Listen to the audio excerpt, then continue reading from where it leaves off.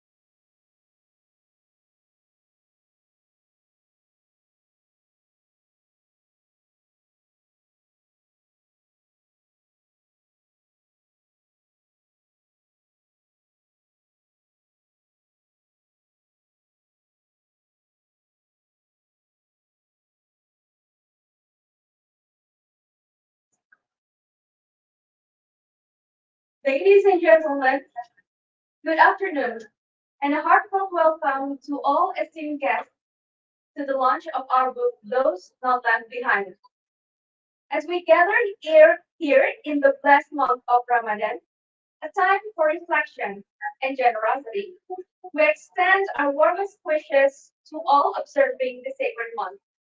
May it bring you peace, joy, and fulfillment. Today marks a celebration not only of this book's launch, but also of our reaffirmed commitment to the core principle of the 17 Sustainable Development Goals, ensuring that no one is left behind. As we embark on today's enriching program, we'll journey through insightful panels, engaging presentations, and the powerful voices of those whose lives embodies the essence of the mission of the UN, in cooperation with the government of Indonesia and our development partners. Without further ado, let's begin our journey through this remarkable afternoon. Let's enjoy a moment of musical beauty with angklung performance from Anggrek or Angklung Gema Kreasi, led by Ibu Esli Puswita, performing Itzy Bisi and Alusiao, symbolizing harmony and teamwork, themes that resonate so much with today's event. Please welcome Anggrek.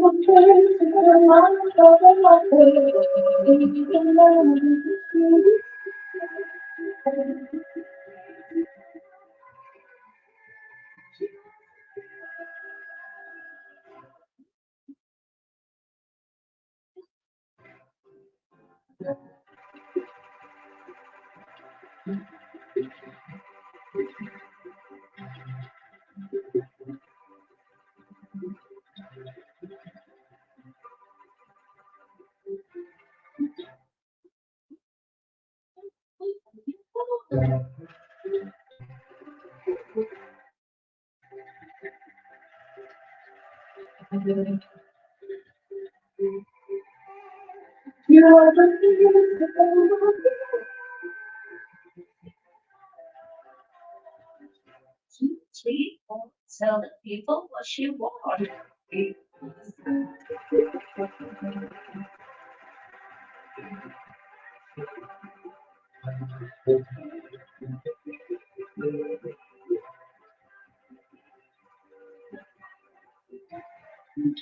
Two, three, four, tell her what you want.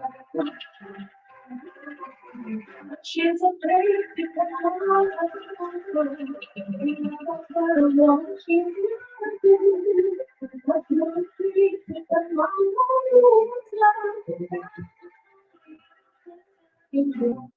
three, four, tell people what you want.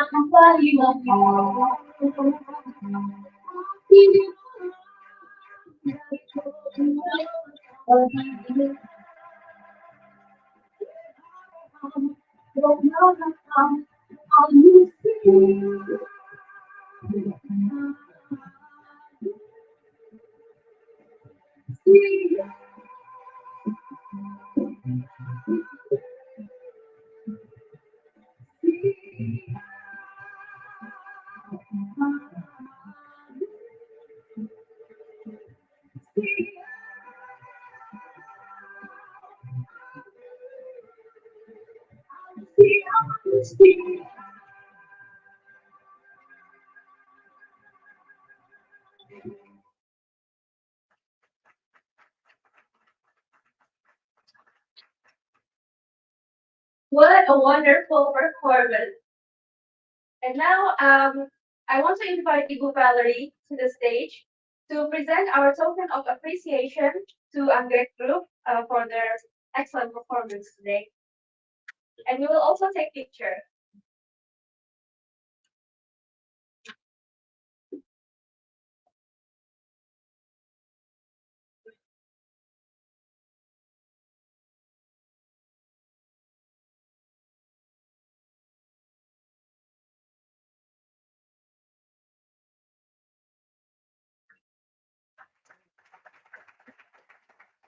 Thank you.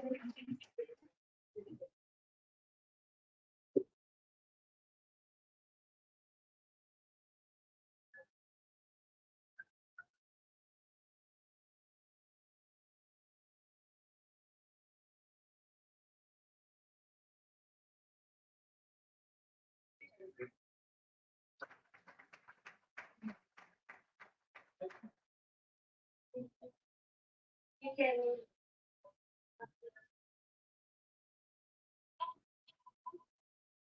once again please give round of applause for Anggrek Group.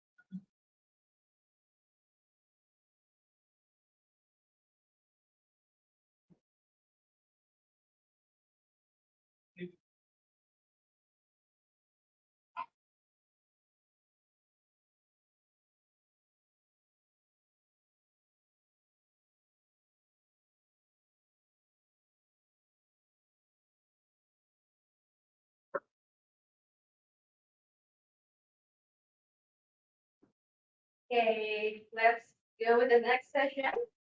It is my great honor to introduce our first speaker, Ms. Valerie Julian, the resident coordinator of the United Nations in Indonesia, who will deliver her welcome remarks. Please join me in warmly welcoming Ibu Valerie to the stage.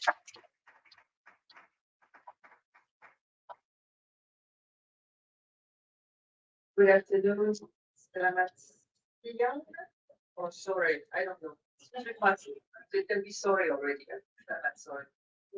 And very warm greetings to first Ibu Vivi, Deputy Minister from Bangladesh, who has been with us in on so many occasions for so many activities. So thank you very much. I also want to acknowledge the Commissioner Rainey from Nasperampuan and Pakiopi from Bangladesh, and so many more people who are representing the institution of the states, the Ambassador of Switzerland, Olivier, Jeff from USA, and of course all my colleagues from the United Nations who are here representing the family of the UN, and all of you representing institutions from the government, from civil society, people who believe that we should not leave the one behind. So it's my great pleasure to have you all here today. And we have come together today to really celebrate a fantastic occasion, because we are launching a book. I will say it's a book, but it's not whatever book, because it's a book that has the objective.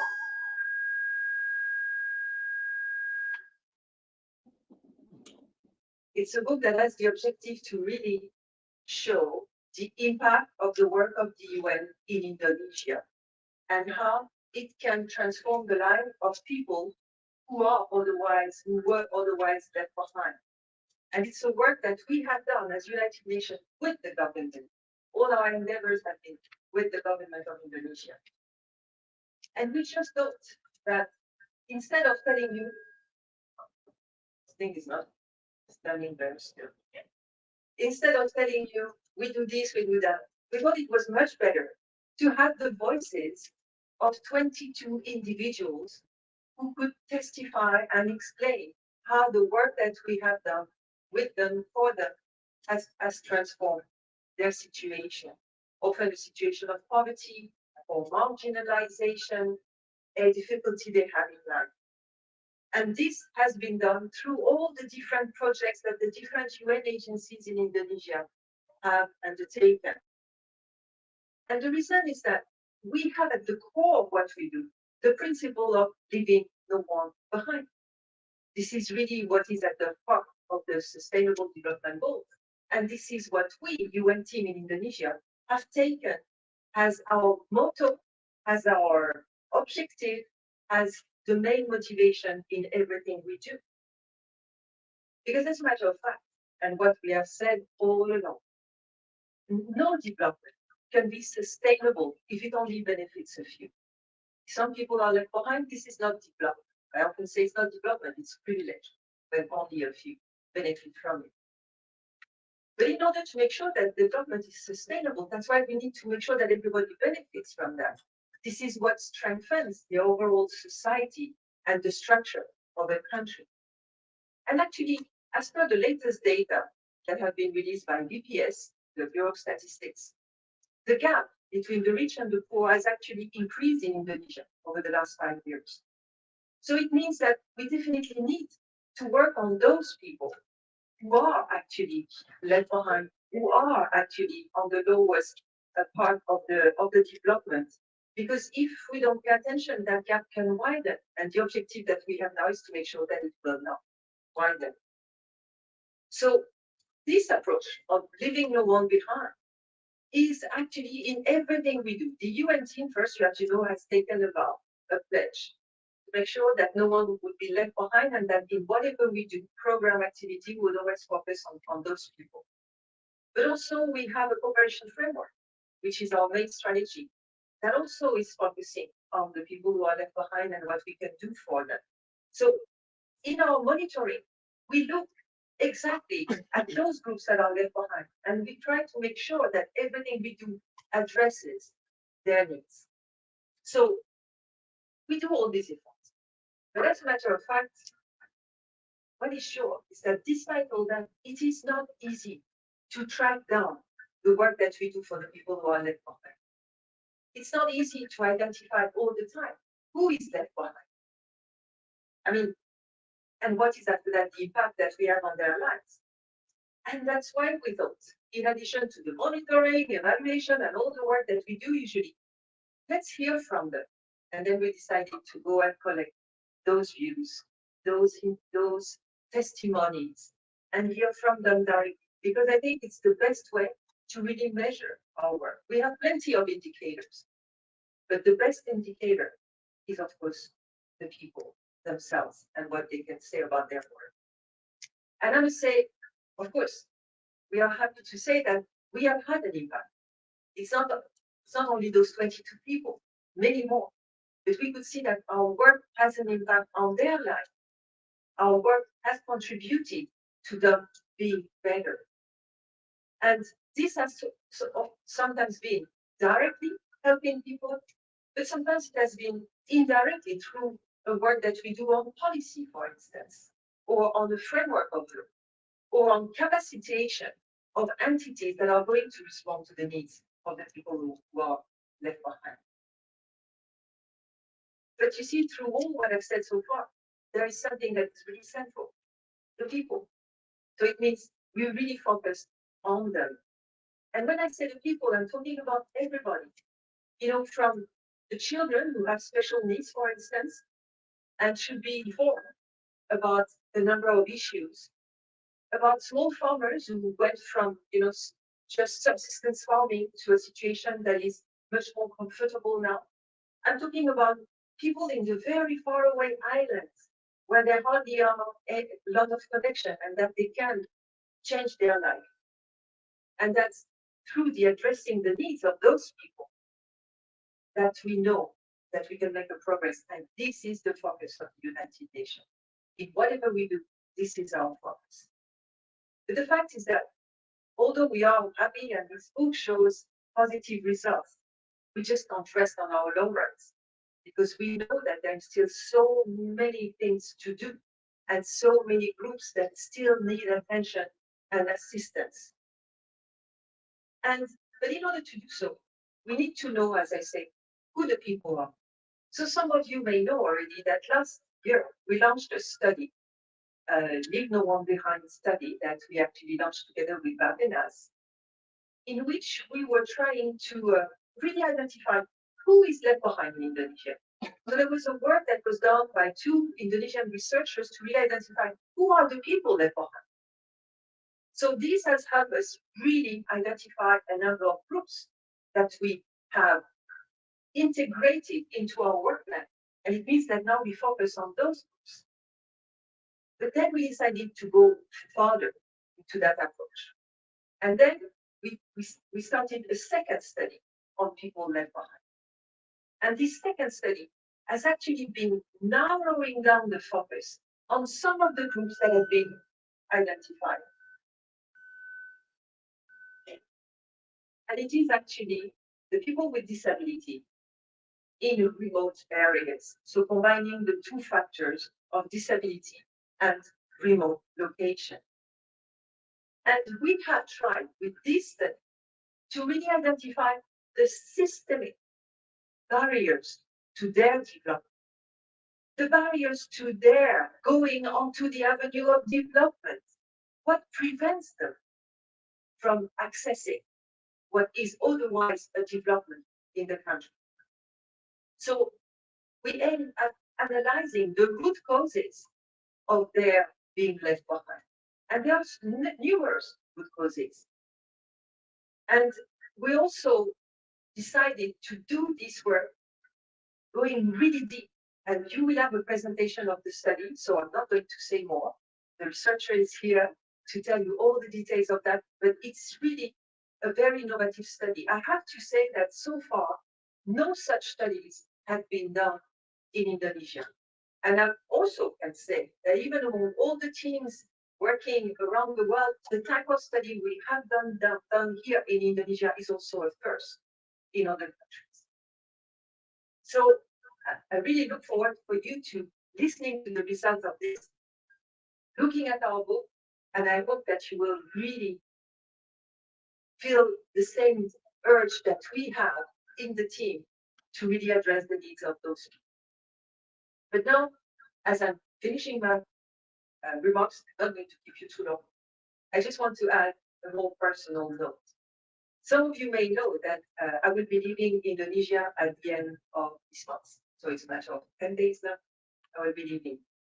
And I want to say that from the first day I came here, but also from the first day I joined the UN 29 years ago, I have had one focus. I have had one interest in joining the UN, which was exactly this one, to focus on the people who are left behind. Of course, we didn't have the terminology people left behind 30 years ago. We call them otherwise. But that has been my motivation coming to the UN. But to look at those people, the ones who are marginalized, the ones that are never counted, the ones that are completely forgotten, the ones that don't look nice on the photo. Before joining the UN, I was working for an NGO dealing with people with disability for exactly the same reasons, because these are the groups that are usually forgotten. And I must say, I have been happy during all those years to focus on this. And I think that there isn't a better way to leave the UN than with this launch of that book, that somewhat encapsulates the work that I, but not only I, the entire UN team have been dedicated to do. But for me, going and now saying goodbye to Indonesia and to the UN, going my retirement, I must say it's really very, it's a source of a lot of joy to know that we have had an impact on the life of these people. Because ultimately, this is why we wake up every morning and we do this job. And I know that we're not the only one in the UN doing that. Also the partners, and also the government, and also you in civil society. But then it's an endeavor. And let's make sure that we continue to do even more progress. And that in 10 years, you can gather and say, those left behind there, that was nothing. Look at all what we did today. So thank you very much for being here with us today. Thank you. Thank you, Valerie, for your inspiring words and for such a positive tone for today's event. Continuing our momentum, we are honored to have a representative from Bappenas. Please extend a warm welcome to Dr. Bibi Yulaswati, the Deputy for Maritime Affairs and Natural Resources at Bappenas.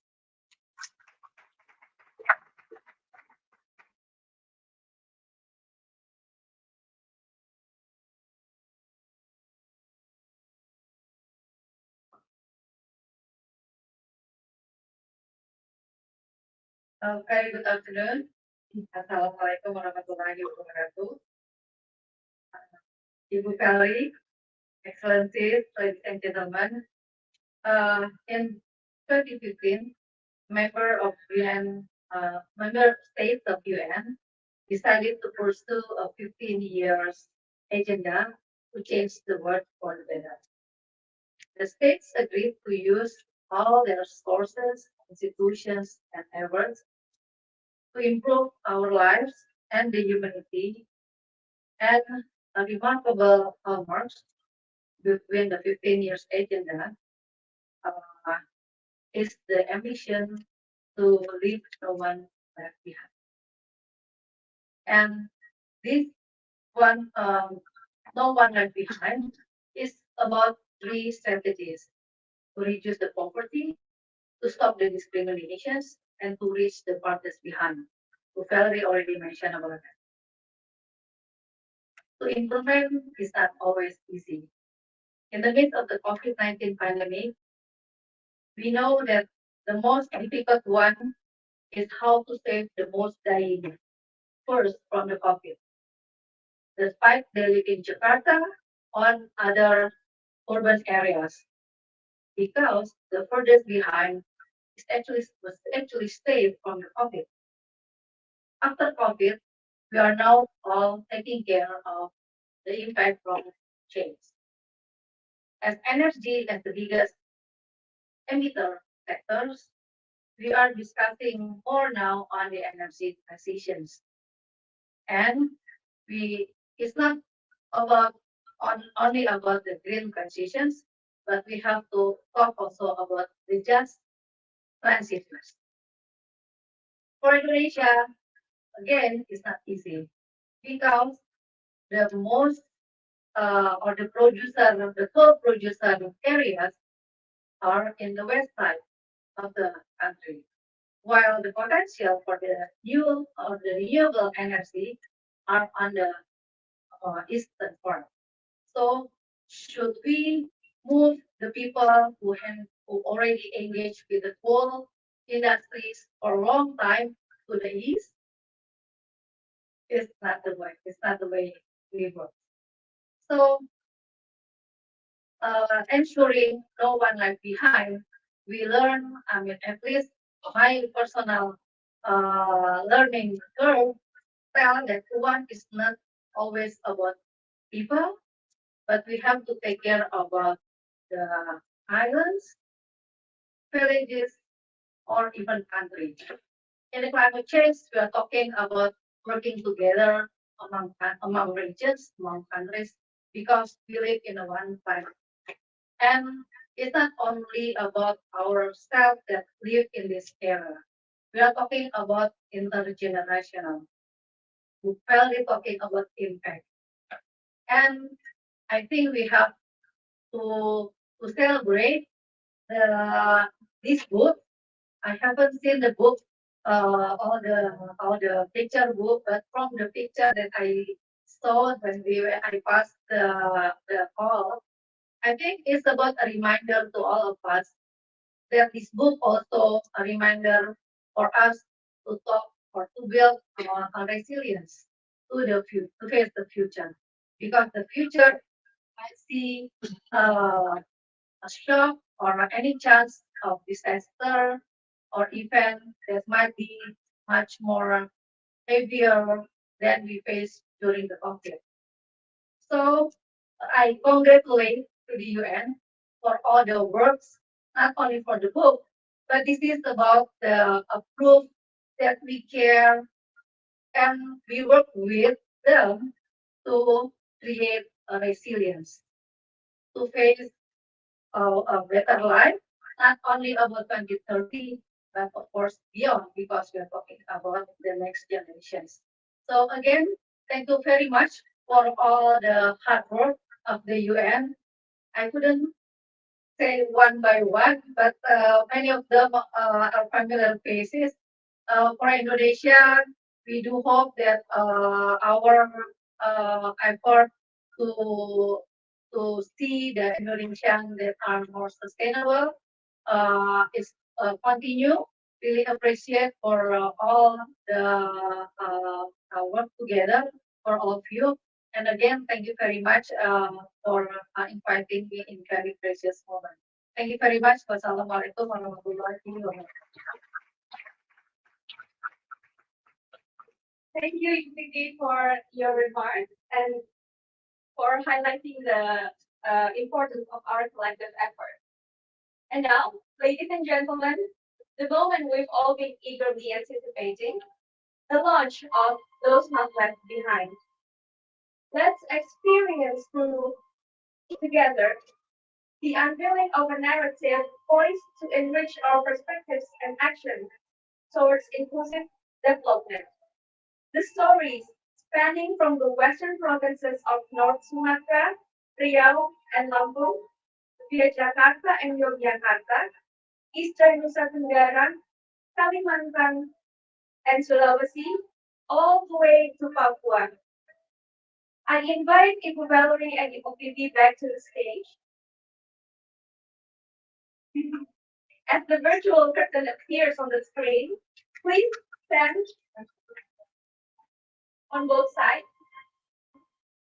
and pull the string virtually, unveiling the future of inclusive development. Are you ready? Okay. 3, 2, 1, pull the string.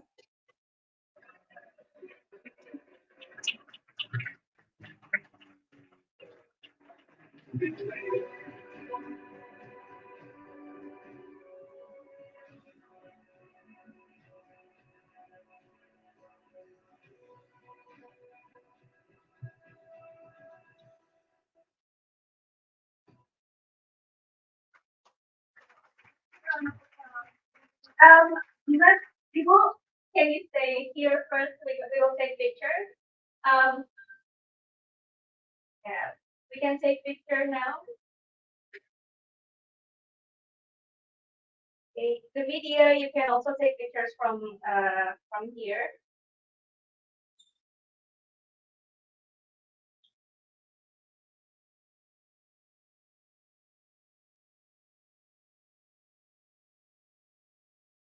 Okay. Thank you to all the agencies that have contributed to this book, sharing stories of their beneficiaries. Sorry, Ibu, we still need you. Yes. Yes, Ibu Bibi too. I invite the head of IFAD, ILO, UNODC, UNEP, Global Pulse, ILO, UNESCO, OCHA, UNICEF, UNAIDS, UNIDO, WFP, UNIC, and RCO. Also, the senior representatives from the Ministry of Finance, the Ministry of Foreign Affairs, Ministry of Social Affairs, Ministry of Village, Ministry of Manpower, the National Team for the Acceleration of Poverty Reduction or TNP2, Komnas Perempuan, Komnas Disabilitas, and also Ministry of Agriculture.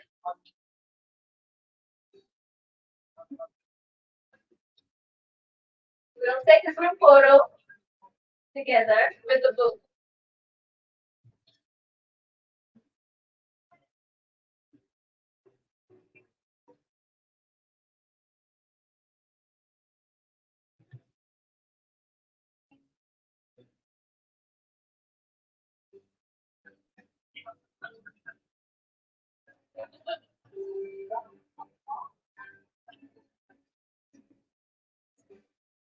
For the media, after you take the group photo, please proceed to the exhibition venue for 10 minutes doorstop with Ibu Valerie and Ibu Bibi.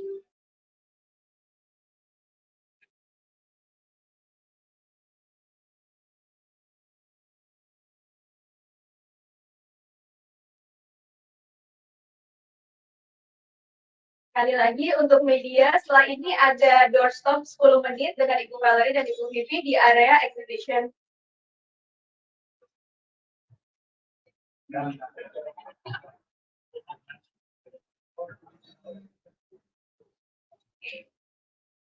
This is truly a monumental moment. May the spirit of today's launch invigorate us throughout the event and beyond. Please remember that you can get your own copy of the book when you leave using the coupon you received at registration. Please redeem the coupon at the restaurant in the lobby during iftar and dinner. And now, we will now delve into the significance of the Leaving No One Behind principle for Indonesia's progress. I'm privileged to introduce our esteemed moderator, Krishna Sam, a seasoned journalist with a decade of experience covering Indonesia's development and foreign politics. Please welcome Mas Krishna to the stage.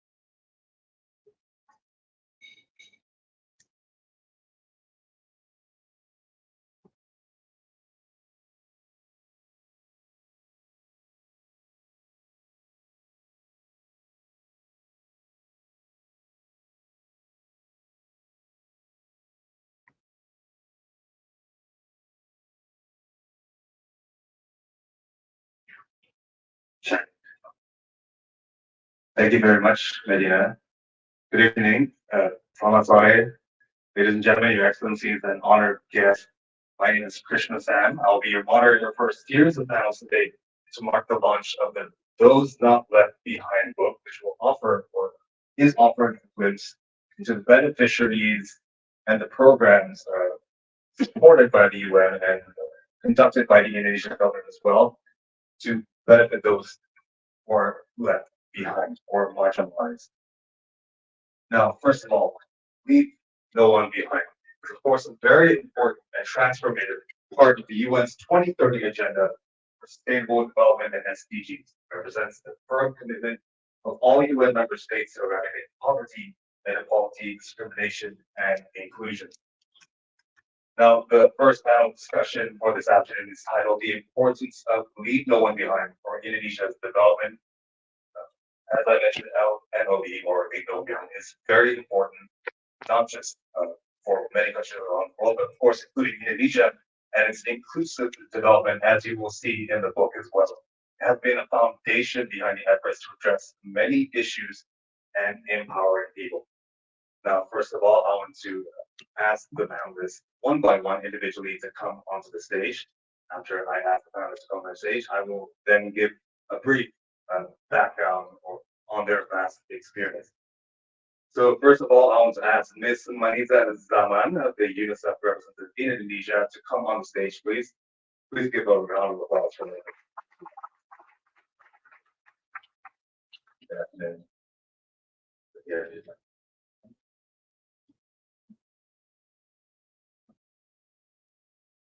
Thank you, Ms. Maniza. So Ms. Maniza Zaman has over 25 years of experience in furthering child rights in both development and humanitarian contexts. She has also served as a deputy director in program division in UNICEF New York, where she had a key role in the initiative to refocus on equity and prioritize the most disadvantaged. Thank you so much, Ms. Maniza Zaman, for joining our panel today. And next, I would like to ask Ms. Reni Marika Hutabara to come on the stage. She is a commissioner of Komnas Perempuan. Ms. Hutabara, if you could come onto the stage, please. Let's give a round of applause for Ms. Hutabara. So as I mentioned, Ms. Reni Marika Hutabara, she is a commissioner of Komnas Perempuan, Indonesia's National Commission on Violence Against Women. She has vast and impactful experience advocating for the rights of the disadvantaged, including through her experience as a journalist and researcher. Among Ms. Hutabara's most notable works is a research on the condition of workers in shoes and sportwear factories, which was presented at the European Parliament in Brussels as part of the Clean Clothes campaign in Europe. And Ms. Hutabara, thank you so much for joining our panel. And next, I would like to invite onto the stage Bapak Yanwar Nugroho. He is the chief expert and coordinator of the SDG Secretariat of Bappenas, or National Development Agency. Let's give a round of applause for Bapak Yanwar. Sorry about that. So Yanwar Nugroho was also the former deputy chief of staff of the Presidential Executive Office from 2015 to 2019 under Indonesian President Joko Widodo. In his current post in Bappenas, Yanwar is responsible for translating the president's political vision in national development. This includes national action in the face of climate change and also implementing sustainable development goals. Thank you so much for joining our panel discussion. Now, before we get to our discussion, I want to give a little brief background or introduction to the discussion itself. Now, leave no one behind is the central tenet of the UN's Agenda 2030 and approach to achieving sustainable development goals, or what we also call as SDGs, especially for SDGs of eradicating poverty and reducing inequality. Now, leave no one behind, as I mentioned, is of course very important for Indonesia and serves as one of the foundations to inclusive development in this country. It has been important part behind initiatives and efforts to address numerous issues, including environmental issues, promoting women's empowerment, enhancing food security, and improving livelihoods as well. Now, to kick off this discussion, I would like to first ask each panelist one question. After that question, you may then answer the question and have a presentation on your perspective and insights on leaving no one behind in Indonesia. I'm going to start with Yanwar. So, how is Indonesia incorporating the leave no one behind principle as part of SDGs into its national development strategies, particularly in addressing exclusion and disparities across the regions and sectors?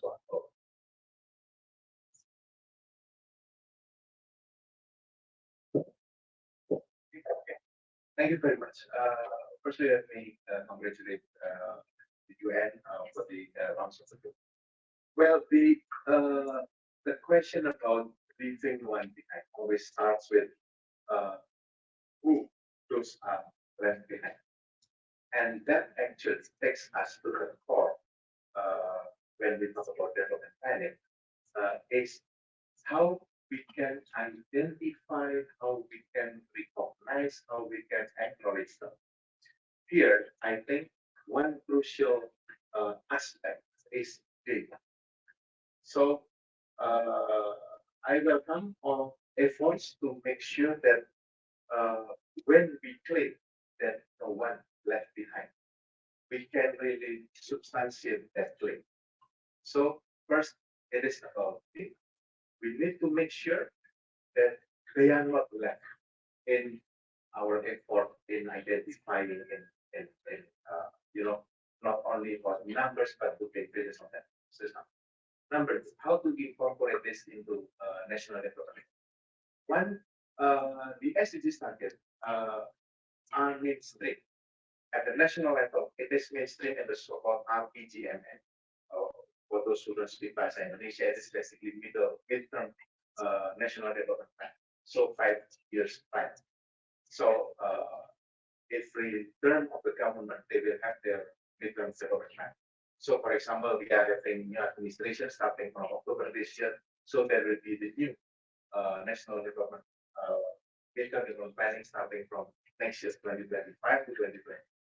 What we do is that we mainstream SDGs targets into the national development plan. That's at the national level. At the subnational level, we also mainstream at the provincial, we call it RPCND, meaning subnational midterm development plan.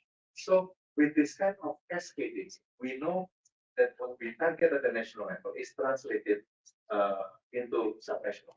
That's how we do it. With that, then we have our national action plan. We will have our subnational action plan. I know this sounds boring, but basically, what we want to achieve at the national level, we have to be able to translate and to contextualize down to the subnational level. Because if you want to really see the change, you want to really see the result. You are not talking at the central level. No, you have to go down to subnational. So that's how we operationalize. And of course, Indonesia is a very large country. And as you mentioned before, data is needed to sort of target which groups of people are marginalized and perhaps need the most assistance. Okay, so my next question will be for Ms. Maniza Sama. Now,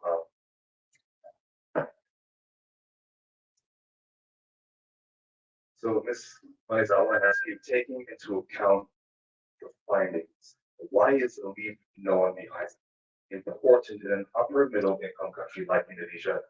And what collaborative efforts are underway between UNICEF, the Indonesian government, and civil society to advance leave no one behind, especially concerning marginalized groups, such as children and vulnerable communities? Thank you so much. It's lovely to be on this esteemed panel on a very special occasion. Good afternoon, everybody. So I think, one can look at this pretty simple. The more you leave people behind, the more unequal society you will have. The more unequal the society, the more you will constrain development. It'll be difficult to get countries out of poverty. And of course, the greater the divide between the haves and have-nots, you will likely have more social unrest. So for a variety of reasons, I think the focus on inequality and down the gap is extremely important. But having said that, I think over the world, we are seeing many, many countries make huge progress economically, but that narrowing the gap seems to be quite a stubborn issue. Unless there is very, very specific focus in exactly as Pawan and Yanmar said, to really identify who is being left behind, where are they, why are they left behind, and what specific, let's say, policies and programs need to be done to lift them from that particular situation. When it comes to children in particular, let me first say that in Indonesia, there's been a lot of progress that has been made when it comes to child privacy. This is a country with some 79 million children. But let's also remember that of those, some 9 million children live in poor households. And then you can look, basically, again, looking at data, you can look at the Human Development Index, let's say in Papua or NTT, which is around 62 versus a national average of 77. You can look at some statistics such as children and immunization. The country is doing really well. 95% of the children are immunized. However, 570,000 children have not received one dose of any vaccine that they should have received. That's over 500,000 children. So there you go. Those children are being left behind on this particular issue. You have about 3.9 million children who, for whatever reason, are not in school. Even though Indonesia has done really well in getting children into primary school, retaining them into secondary school, and so on and so forth.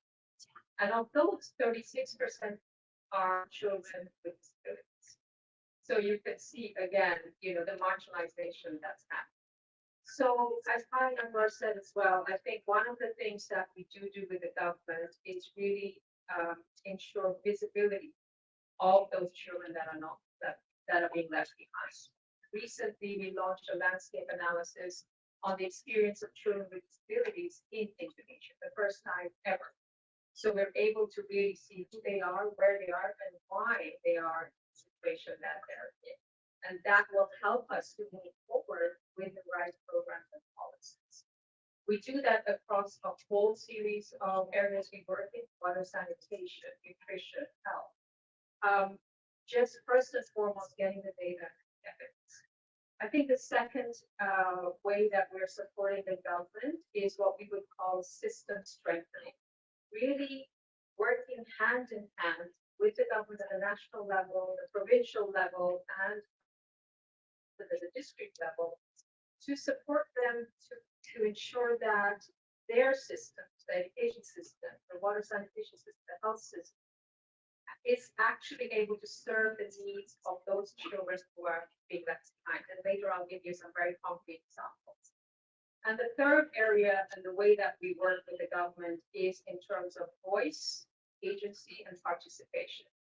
Getting children's voices out there, working with Anda, working through what we call New Report, which has 1 million young people on this platform, where we hear their voices and their concerns.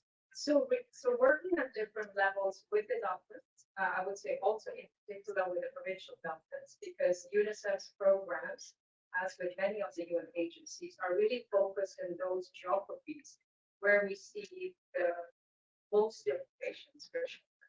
So our presence is in Papua, is in NTT, NTP, is in Sulawesi, is in Aceh, and so on. So using data, working with government at different levels is kind of the mode of the way that UNICEF works. Thank you so much, Ms. Salman. And of course, children are perhaps one of the most vulnerable groups of people because they cannot take care of themselves. They have to be taken care of by their parents or families and so forth. So, I mean, as you mentioned, first and foremost, the most important is to identify, which groups of children and which areas need the most help or assistance. Now, another issue I want to talk about is also gender equality and women empowerment. This question is to you, Ms. Rani Manika. So, besides gender equality and women empowerment, how do you see the no one behind the agenda supporting inclusion of women in Indonesia, and what policy measures are needed to ensure the empowerment and inclusion of all women and girls in development initiatives, especially those living in disadvantaged and remote areas. Ms. Philip. I am using Indonesia, and yes, it is if you. Right. I'm a very good one. So if you see that I read this, I found I am waiting a message from my hotel for that. That is why flexibility in your research, it is applied itu baik. Makasih banyak. Sebenarnya fokus atau fokus kami adalah penghapusan kekerasan terhadap perempuan. Tapi memang bawah ini ada yang harus benar, yaitu kesetaraan dan gender sebagai bentuk kreasi kuasa dan timpang yang mengakibatkan kekerasan berbasis gender terhadap perempuan. Sebenarnya ini merupakan proporsi Kementerian dari Perempuan. Banyak yang ikut kesetaraan dan gender, walaupun juga bagian dari kampanye kami untuk penghapusan berbasis gender perempuan dalam komunitas dan juga sumber daya perempuan. Saya akan bikin empat terkait dengan bagaimana sebenarnya kami mengintegrasikan komunitas atau perempuan dalam kerjaan kami khususnya periode saya sebagai saudara tahun 2020 sampai 2025 nanti berakhir. Pertama adalah baru kali ini kami mengintegrasikan satu komunitas dan human rights base. Dan kedua, kepulauan, yaitu wilayah 3T, pulau kecil, wilayah tidak terjangkau. Jadi dua ini bukan arus utama dari kerangka pikir juga maupun pada program-program yang kami lakukan. Lalu yang berikutnya juga komisioner yang ada 3 disabilitas dan 1 dari kelompok rentan juga sudah minta. Itu dari maka ada percayaan 3 orang, saya sendiri no hearing, hearing. 1 lagi, 2 lagi juga fisik, roda, 1 lagi tidak pincang. Ini salah satu bentuk pengintegrasian secara internal sebelum ada KLD, Komisi Nasional Solidaritas. Lalu berikutnya adalah memang masalah pendataan sangat penting. Kenapa? Basis data adalah bahan advokasi kami sesuai dengan tupoksi kami. Ya, oke. Basis advokasi kami untuk reformasi hukum dan kebijakan. Untuk ini kami melakukan pertama kajian atau studi, kemudian pemantauan langsung ke lapangan. Ini akan lalu kemudian dari data catatan kami temukan sebenarnya anggota data ini bukan hanya pada lembaga pemerintah, tapi juga lembaga layanan dalam mendatakan kelompok rentan khususnya lansia disabilitas. Dokter senjata pilah, salah satu memang karena kapasitas sumber daya, tapi juga dokter biasa melakukan data pilah berbasis disabilitas. Jadi kekerasan identifikasi siapa pelakunya. Maka itu adalah salah satu tujuan kami sehingga formulir yang kami kirim sebagai mitra untuk membuat tahunan kami adalah dengan membangun formulir yang sebelumnya tidak mengintegrasikan kekerasan terhadap perempuan disabilitas dan juga kelompok rentan lainnya. Itu salah satu langkah. Dan salah data nanti untuk atau tindakan misalnya bagaimana aborsi aman, kontrasepsi paksa dalam undang-undang PKS, aborsi aman atau aborsi legal berlaku pada perempuan dewasa misalnya yang sampai dipandang bisa dilakukan kontrasepsi paksa atau aborsi karena anak yang memutus anaknya. Secara kami mendapatkan data dan lapangan. Nah, kemudian juga dari istilah pemantauan, kami juga mengintegrasikan pemantauan makin jiwa. Ini adalah wilayah sangat sepi, hampir 2%. Kami menyebut sebuah tahanan. Kenapa sebuah tahanan sangat bukan pemeriksaan? Artinya tempat-tempat wilayah khususnya swasta, akreditasi, untuk jaga ini wilayah sepi, sebuah tahanan isolasi terjadi. sanksi terjadi sama, penjara. Nanti orang pemerintah.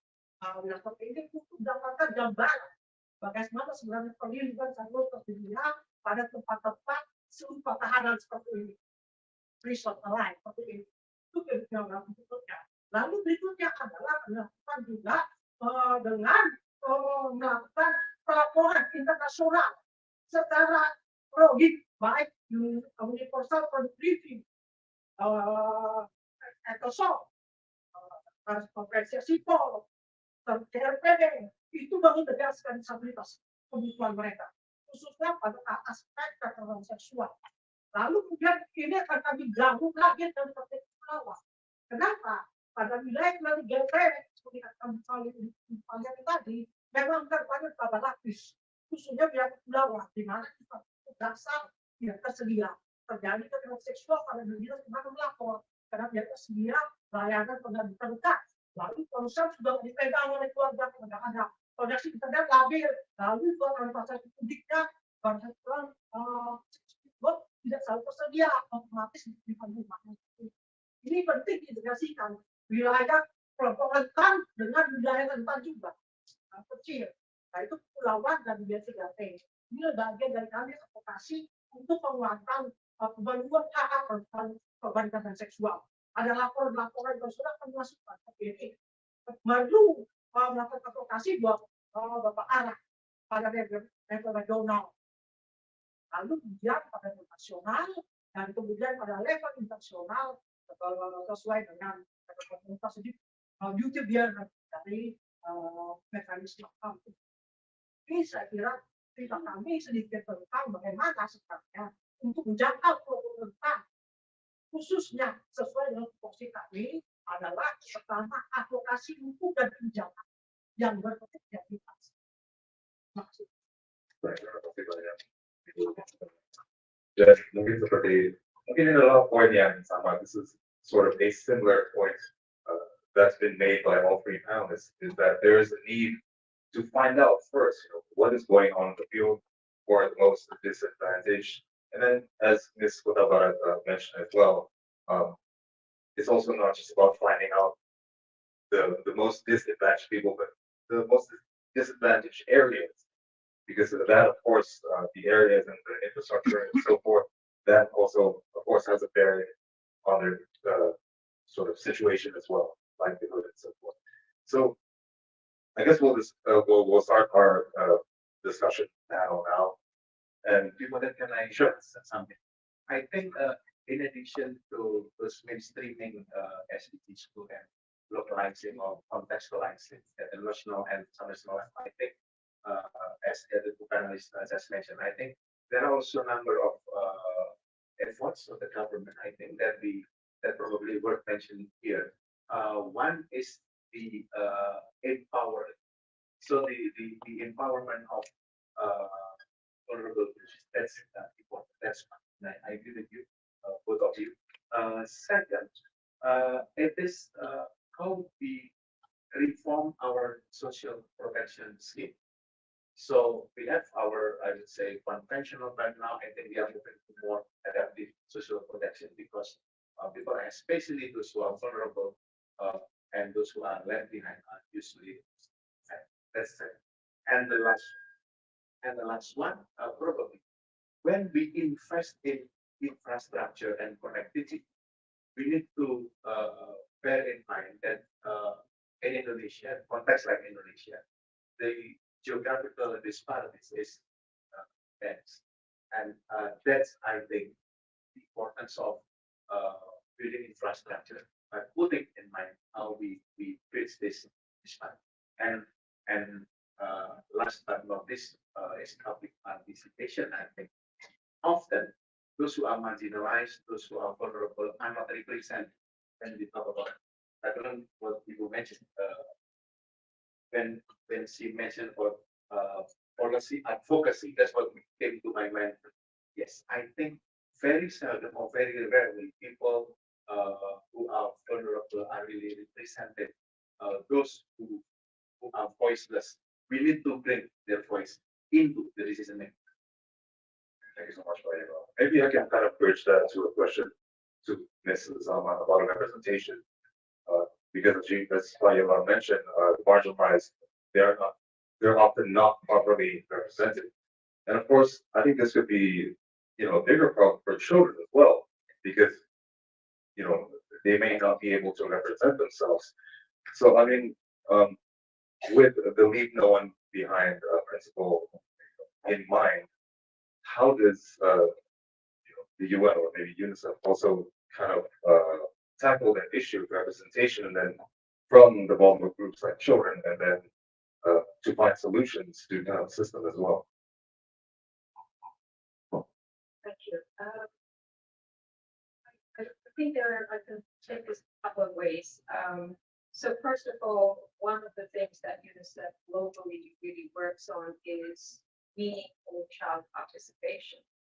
And that's beyond inviting a child to a meeting to sit down and ticking the box, because we're quite good at that, to be very honest. We'll have a panel, we'll make sure there's a young person there, and we'll say, okay, we've heard the young person's voice, and that's that. But actually to systematically support young people's groups, children's groups, to first of all have the skill set to voice what they would like to say in an effective way. Second, help them to get to the places that they need to get get their voices heard. Sometimes those decision-making tables, those policy tables, etc. What I will say is here in Indonesia, you have what's called pemahaman in everywhere. What we've been working with, actually we've been working with that platform, but beyond its, let's say, sometimes token representation, when it comes to matters related to local government or provincial government, etc.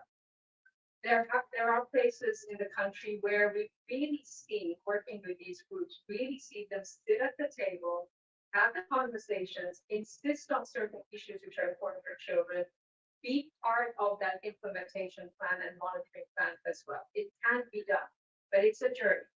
And I think we really need to invest in it, because it's amazing what young people and children have to say and have to offer if you really give them a chance.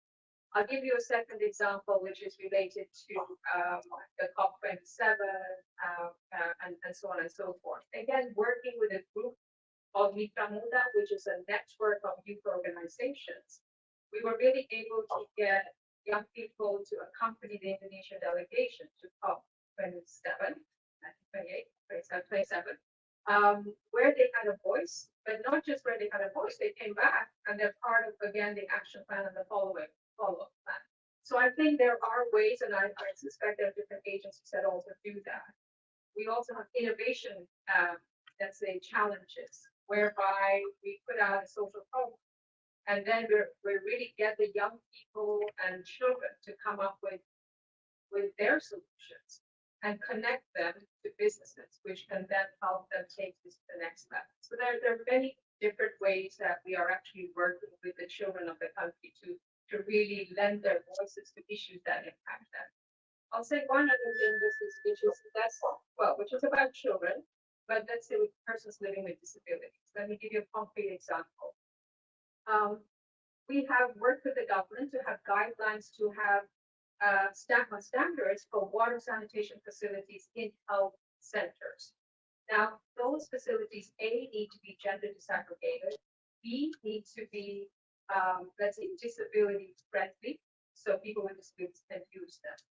But it's not just about standards. We make sure that the task team that works on these actually has people living with disabilities as part of the planning process, has a number of women and girls as part of the planning process as well. So that's where I think what you're saying, Pa, is to really make sure that we support them to be part of the solution in a systemic and sort of step-by-step way, not just after meeting and say thank you. Thank you so much. Mungkin ini saya bisa melanjutkan juga ke Ibu Mita Barat. Mungkin ada yang boleh tambah tentang representation. Ibu tadi ngomong tentang warga yang disabilitas, kita itu kan dari mereka sendiri mungkin susah untuk try to approach efficiency. Terima kasih. Pertama memang ada satu prinsip yang dipakai sama dengan kajian ini, one race, right test. Yang pertama konsep sangat penting. Jadi dalam kajian terlaku itu memang harus menyasar dengan identitas. Tapi pertama konsepnya bukan boleh nggak masuk ke kajian angka tujuh. Ini hal yang sangat penting saya kira. Karena ini adalah hal yang sering dilanggar. Karena dipandang mereka sebagai orang yang personal, tidak punya kedirian seperti itu. Jadi perlu konsen untuk meminta izin tuturan katanya, karena kan bukan pendekatan feminis, di mana tuturan perempuan atau tuturan dan sumber adalah hal penting bagi kami. Itu pendekatan feminis seperti ini. Lalu kemudian konsep kedua juga ada prinsip yang sering dipakai dalam advokasi kebijakan maupun pelaporan, baik nasional, internasional maupun kajian adalah learning about us without us. Jadi pelibatan substantif dari organisasitas sendiri sangat penting bagi kami untuk memastikan suara mereka benar-benar masuk dalam kami sendiri. Selain pada aspek kami sendiri sebagai komunitas seperti itu. Lalu kemudian kedua adalah kami juga menghadapi beberapa persoalan menyangkut kajian seperti konflik sumber daya alam. Ada konflik sumber daya alam itu adalah satu hal persoalan yang banyak terjadi, yaitu bahwa izin pendidikan tambang, perkebunan hampir tidak melibatkan kelompok terdampak. Karena itu sangat penting untuk mendorong partisipasi substantif, prior and informed consent. Izin akan ada seperti itu. Ini salah satu advokasi kami untuk memastikan kelompok-kelompok rentan, khususnya perempuan yang tidak punya suara pada desa untuk ambil dapat keputusan mengetahui amdalnya seperti apa, merembuk desa seperti apa. Juga ada komunikasi dengan pihak desa juga mendorong agar terbentuk organisasi disabilitas apakah kajian atau integrasi substantif mendorong pemilihan perempuan sini dalam khususnya karena tanpa organisasi warga itu rentan. Jadi memperkuat bargaining sosial mereka pada tingkat desa untuk masuk dalam para desa ada organisasi seperti itu. Jadi keterwakilan substantif nanti atau prinsip yang penting pegang untuk perempuan khususnya dan minta seperti itu dan konsen juga sangat penting izin bahwa mereka berhak di tersebut. Saya kira itu yang ingin saya tambahkan terkait representasi di samping atrasi kebijakan. Pentingnya pelibatan aktif termasuk dalam WPS, Women, Peace and Security, wilayah konflik, pelibatan perempuan kepemerintah dalam pengambilan keputusan menyangkut perdamaian. Baik, terima kasih. And yeah, somebody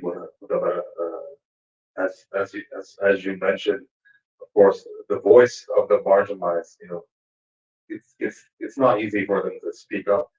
And as you mentioned as well, with a lot of development programs, maybe construction infrastructure, that might involve with some marginalized groups to be further marginalized, to be pushed away from their land, and they may not have the representation or the power and influence to kind of say that yes, you can build on this land that I live in. So that's also very important. Thank you so much. So we are kind of running out of time, but I just kind of have sort of one final question, maybe to Marian.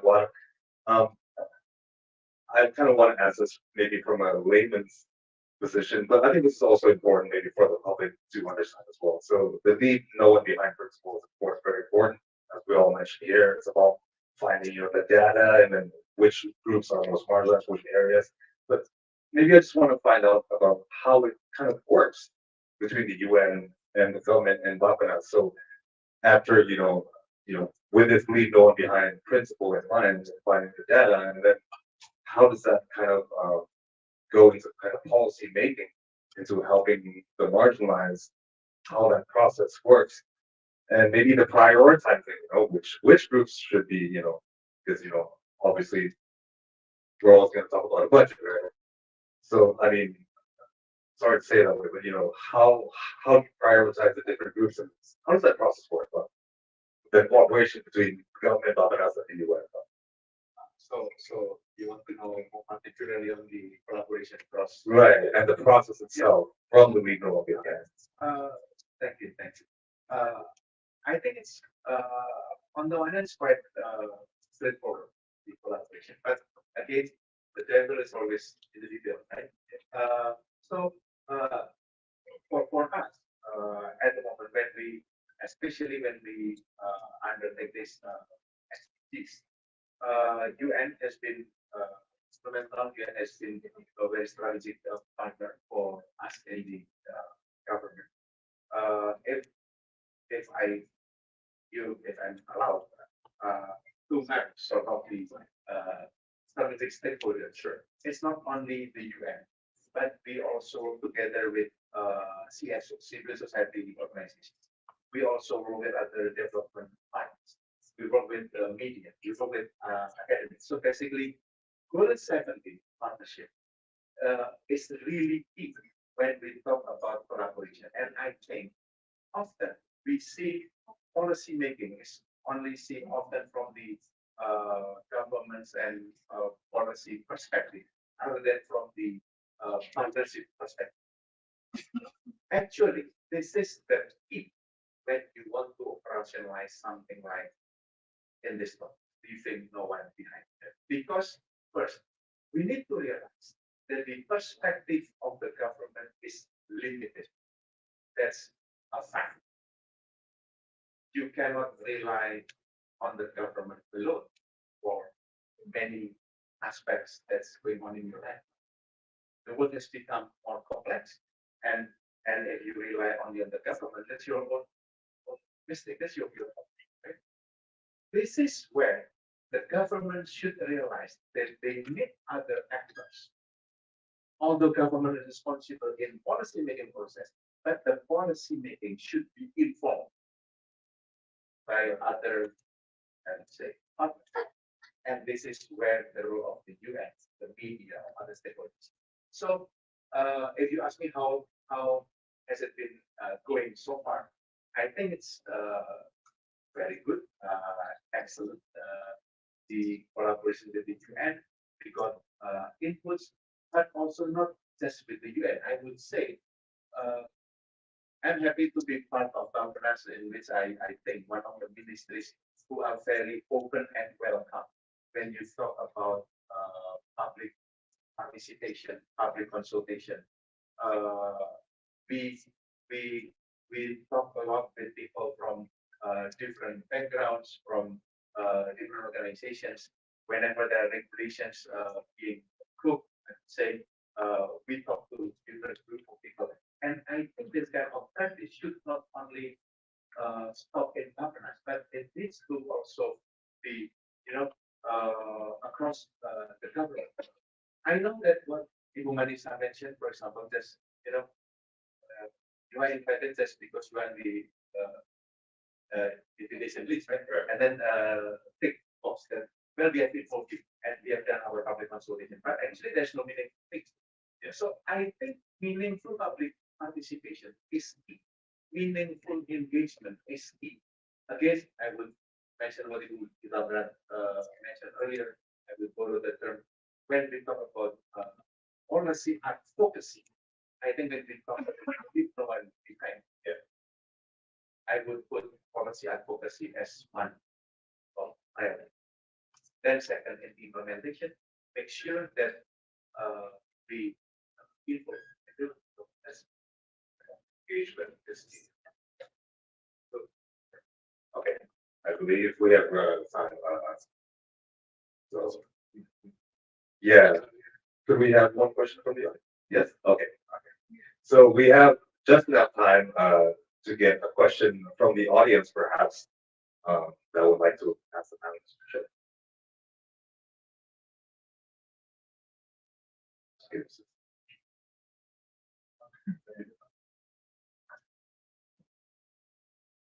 Thank you. My name is Bayu Arifianto from SDG Center, Universitas Anda. I just want to be specific, especially about finance. In the context of Indonesia rapidly evolving of financial landscape, I just want to ask what the strategies can be adopted by the UN or the government in order to achieve sustainable finance and also financial inclusion, especially in Indonesia, quite a diverse country and with a diverse background. And we know that now also people have a problem with the finance, especially for those that not really have the financial literacy from the childhood. So how to address this, especially finance really relate to social pillars, and Indonesia still left score of social pillars still left behind the world average score. Thank you.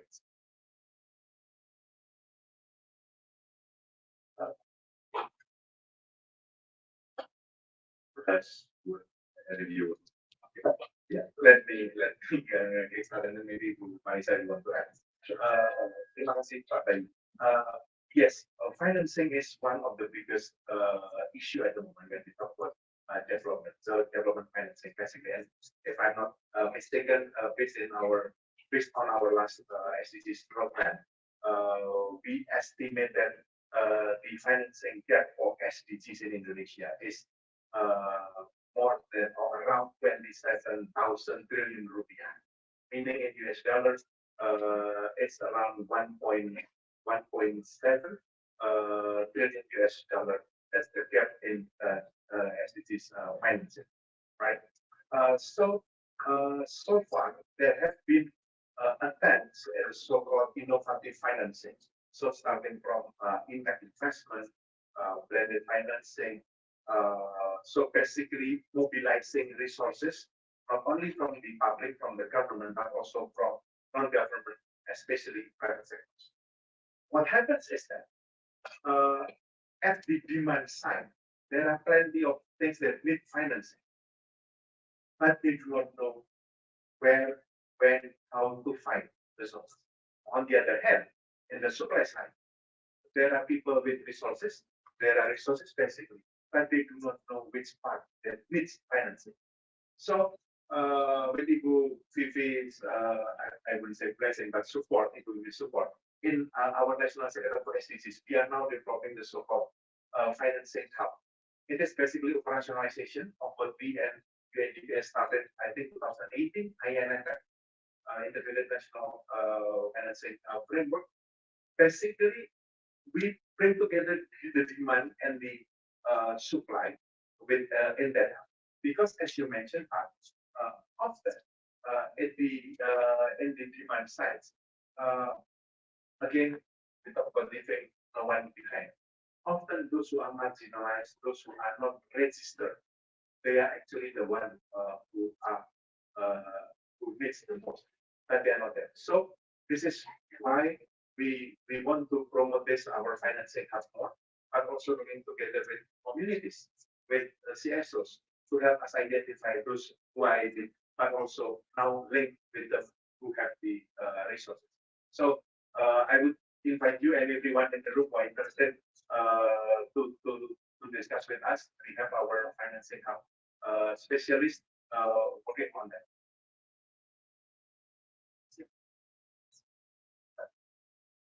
Thank you. I'll just say two things.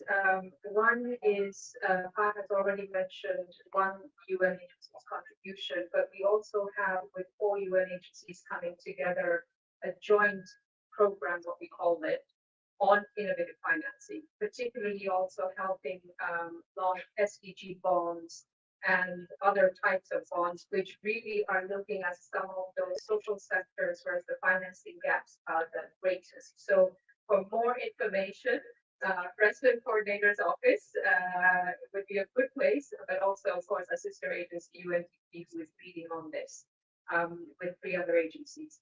And you also mentioned about financial literacy, and here I want to come in. I want to come in from the child angle and the legal one behind that. Let me just give you one concrete example. Papua, okay. We all know when it comes to health indicators, education indicators, etc., the children in Papua in particular, and many in the East, are faring amongst the poorest in terms of outcomes.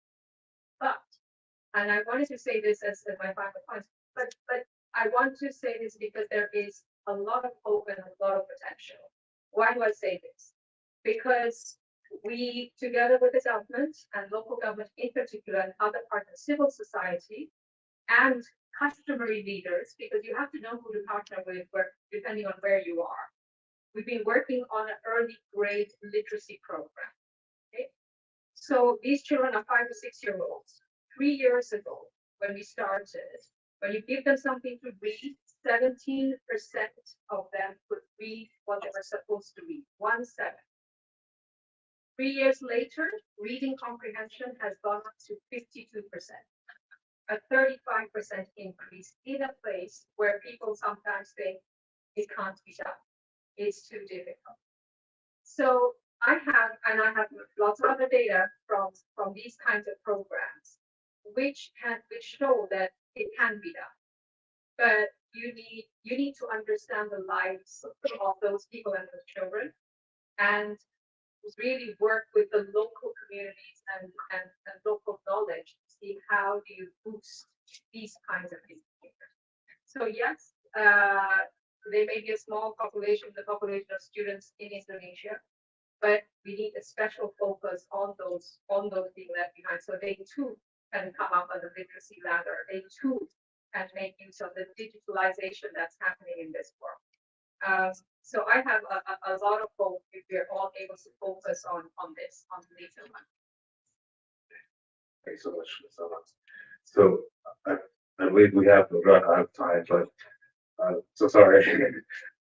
We would like to have the discussion to go on maybe for more hours, but unfortunately we do have to limit time. It is also the month of Ramadan. We do have to break fast eventually in a few hours, right? In about 1.5 hours time. So maybe just to sum it up, I think this is you were mentioning how it's important to work together with the local communities to get in the field, not just to find out who is the most marginalized, but that's also important to sort of prompt them up to give them the assistance that they need the most.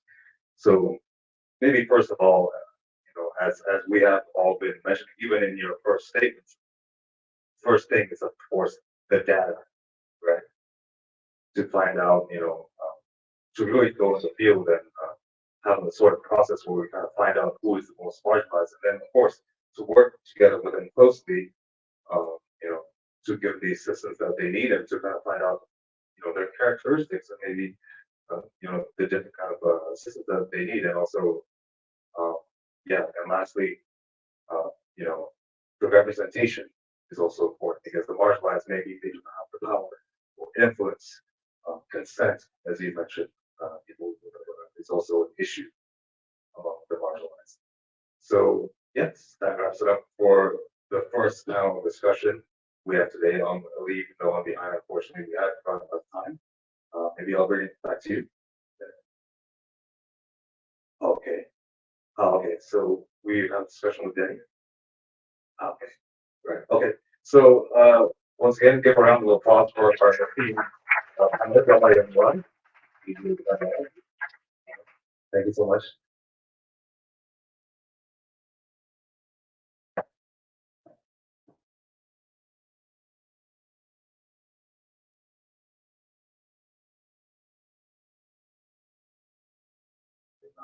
I'd like to get to the next session. Of course, we've been discussing about the process of implementing the principle of leave no one behind. But now we want to talk with one of the beneficiaries of the program. This program in particular is Baristas Behind Bars, one of the Leave No One Behind programs. First of all, I want to ask Mas Denny Aditya Ahmad to come to the stage. Please give a round of applause.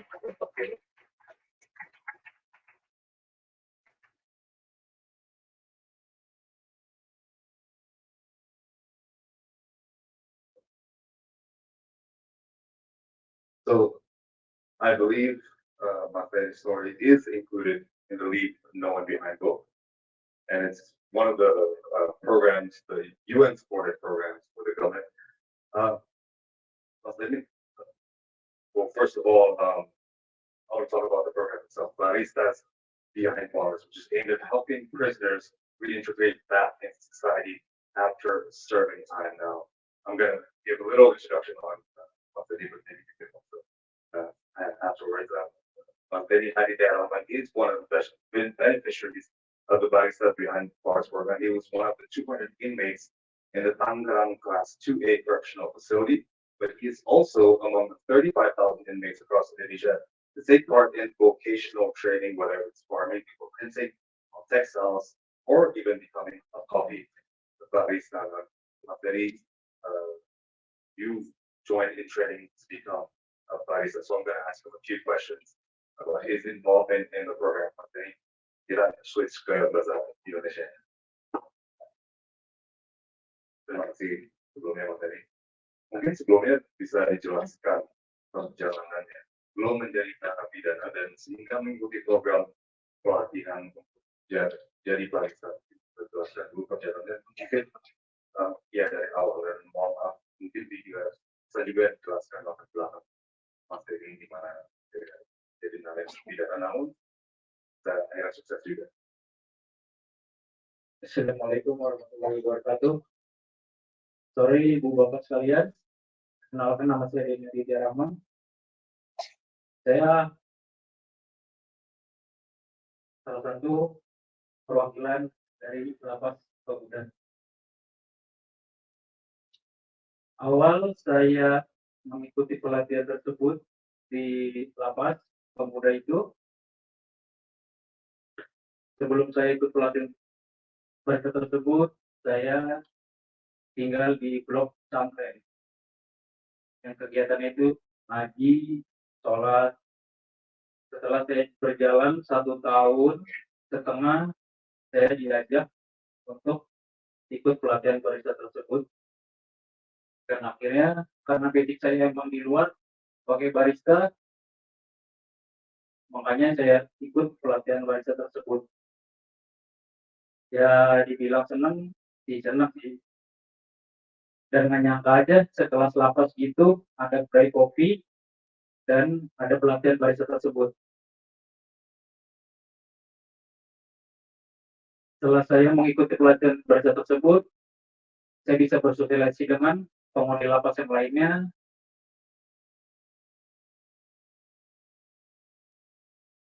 Bisa bersosialisasi dengan petugas-petugas lapas juga. Bisa bertukar cerita, ilmu, dan basic-basic yang di pelatihan barista tersebut. Mungkin bisa jelaskan juga apakah Mas Benny sebelumnya ada training atau mungkin tahu skills tentang jadi barista dan challenge-nya itu apa aja pas masuk program ini? Ya, ke program barista untuk training sebagai pelatihan sebagai barista, mungkin apa saja challenge-nya, kesusahannya dari awalnya gitu? Apakah itu sebuah shock? Kalau untuk kesulitannya sih tidak ada, karena emang basic saya kan memang sebagai barista di luar. Oke. Sebagai barista saya di luar. Oke, sebelumnya memang Mungkin kalau ikut pelatihan baristanya itu paling di dasar-dasarnya aja. Awalnya di tesnya, dasar-dasar tekniknya tentang kopi, berasal dari mana kopi, gitu aja tuh. Jadi tingkat kesulitan itu nggak ada. dan mungkin bisa diceritakan apa yang didapatkan dari program tersebut. Kalau yang saya dapatkan manfaat tersebut ya sangat berguna, berdampak positif juga bagi penghuni lapas. Jadi berdampak positif mengikuti pelatihan barista tersebut. Jadi karena yang ikut pelatihan barista tersebut itu nggak semua penghuni lapas itu bisa ikut pelatihan barista tersebut karena ada seleksinya juga gitu. Kalau dibilang bermanfaat ya sangat bermanfaat sih menurut saya. Maksudnya di lapas itu ya ada pelatihan barista tersebut gitu. Dan mungkin salah satu isu yang dirasakan oleh anak-anak adalah setelah keluar dari lapas dan mencoba mengintegrasikan lagi kepada masyarakat, mungkin bisa diceritakan dari itu bagaimana experience ya Pak Presiden, susahnya apa saja? Baik, ya untuk masyarakat mencari kerjaan lagi. Saya ini baru bebas ini di bulan November kemarin 2023. Ya awal bebas ya memang ya sedikit minder lah, karena kita statusnya kan sebagai mantan narapidana. Tapi saya percaya diri, karena semua narapidana itu ya jelek lah di mata masyarakat gitu. Karena saya punya keahlian juga gitu sebagai barista gitu. Dan alhamdulillah di bulan depan saya juga udah mulai bekerja sebagai barista juga. Berarti apakah tantangannya itu bagaimana dari awalnya? Apa yang mencari kerja tidak ada rendah atau Kalau untuk itu sih saya percaya diri aja. oke. Jadi alhamdulillah Alhamdulillah. Bang Kredit percaya diri dan hanya dalam beberapa bulan sudah Namanya pandangan orang kan berbeda-beda kan. Tapi saya yakin. Oke, yakin. Baik. That's great. Mungkin saya mau kembali lagi kepada program pelatihannya ya. Ini adalah kerjasama dengan PBB juga. Kan sebelumnya kan Mas ini bilang bahwa emang skillnya sudah ada jadi barista. Mungkin dari segi lainnya apa yang dipelajari dari program itu? Misalnya sesi atau dari mindsetnya Mas ini sendiri apa yang berubah atau bagaimana? Tidak ada. Oke, jadi benefit apa saja selain skill dan sosialisasi dari program tersebut? Untuk pelatihan barista tersebut, karena kan dibantu juga dari, saya berterima kasih juga di dalam pelatihan tersebut. Saya ucapkan terima kasih kepada Bapak kami sekaligus penanggung jawab di kedai kopi tersebut. Beragam kopi, suku kopi yang ikut membantu dalam pelatihan barista tersebut. Dan itu juga pelatihan itu mendapatkan sertifikat. Oke, mendapatkan sertifikat juga. Dan dengan sertifikat itu mungkin Mas ini jadi Yang berguna. lebih gampang untuk mencari pekerjaan juga. Oke, mungkin saya mau tanya juga dari segi mungkin teman-teman yang jadi juga, adakah yang mungkin merasa susah? Ini kan Mas ini kan alhamdulillah kan lumayan sukses nih, buat dari apa dan ada dari program dan bisa langsung mendapat pekerjaan. Kalau Mas ini lihat teman-teman atau rekan Mas ini yang mungkin tidak tidak dapat kesempatan seperti itu, gimana? Kalau itu sih balik lagi ke dirinya masing-masing lagi Pak. Iya. Ke kendali dirinya dan kita juga. Kalau kita keluar dari lapas mantan narapidana lah, saya sebagai mantan narapidana. Kalau saya bergaul dengan di circle situ lagi, ya Pak, lagi ke lubang yang sama. Iya, oke. Oke. Mungkin bisa ceritakan gimana mana ada nggak misalnya rekan jadi yang keluar dari lapas masuk ke circle itu lagi dan itu Ya, gimana? ada sebagian yang balik lagi. Oke. Karena semua namanya orang kan ada yang benar-benar emang kalau udah jadi mantan narapidana itu ada yang benar-benar dia udah benar-benar tobat. Yeah. Ada yang tobat karena jinsan doang. Tapi di luar kita nggak tahu. Namanya pergaulan di luar itu emang ya lebih dari bidal. Oke. Tapi maksudnya ini kan alhamdulillah bisa keluar dari lubang ya seperti itu ya. Bagaimana ya cara yang mungkin ini kan dengan policy maker juga sih ya. Gimana caranya untuk membantu mantan narapidana untuk tidak masuk lagi ke dalam lubang Salah satunya sih dibanyakin kegiatan aja di dalam lapas. Saya ikut kegiatan tersebut jadi berdampak positif, berdampak negatif. Oke, jadi memang program seperti itu membantu sekali buat penghuni lapas. Dan karena di lapas itu juga ada pesantren, ada fakultasnya juga ada sekolahnya juga ada. Oke, memang itu perlu program seperti itu. Kalau dari rekan-rekan Mas Denny yang ikut programnya seperti itu, apakah mereka semuanya sukses sama seperti Mas Denny? Karena sebagian ada yang belum bebas. Oke. Oke. Jadi dari di ikut pelatihan tersebut ada 9 orang, yang baru bebas itu udah 3 orang termasuk saya. Oke. Jadi yang sisanya masih ada di sana. Oke. Yang sudah bebas yang mengikuti program Mas Aswin, ada juga. sama saya. Oke. Dan Mas Aswin pun juga sama. Maksudnya setelah keluar dari lapas bisa menemukan pekerjaan. Iya. Balik lagi ke bidangnya dia barista. Oke. Oke. Ya ini kan sudah saya bilang kan ini kan kita di dalam meruangkan banyak policy maker dan kepala bidang dari PBB dan macam-macam. Kalau misalnya Mas Benny ada pesan untuk para policy maker ini, gimana caranya untuk membantu specifically ya untuk mantan narapidana untuk menemukan kehidupan yang baru dan masuk lagi ke dalam masyarakat? Ada pesan apa mungkin yang bisa lebih membantu rekan-rekan Mas Benny juga? Kalau membantu ya, kalau dari saya, janganlah memandang orang dari masa lalunya lagi, karena semua orang nggak mungkin hidup seperti itu aja. Dia pasti akan berubah. Berubah itu kan butuh proses, ada step by stepnya.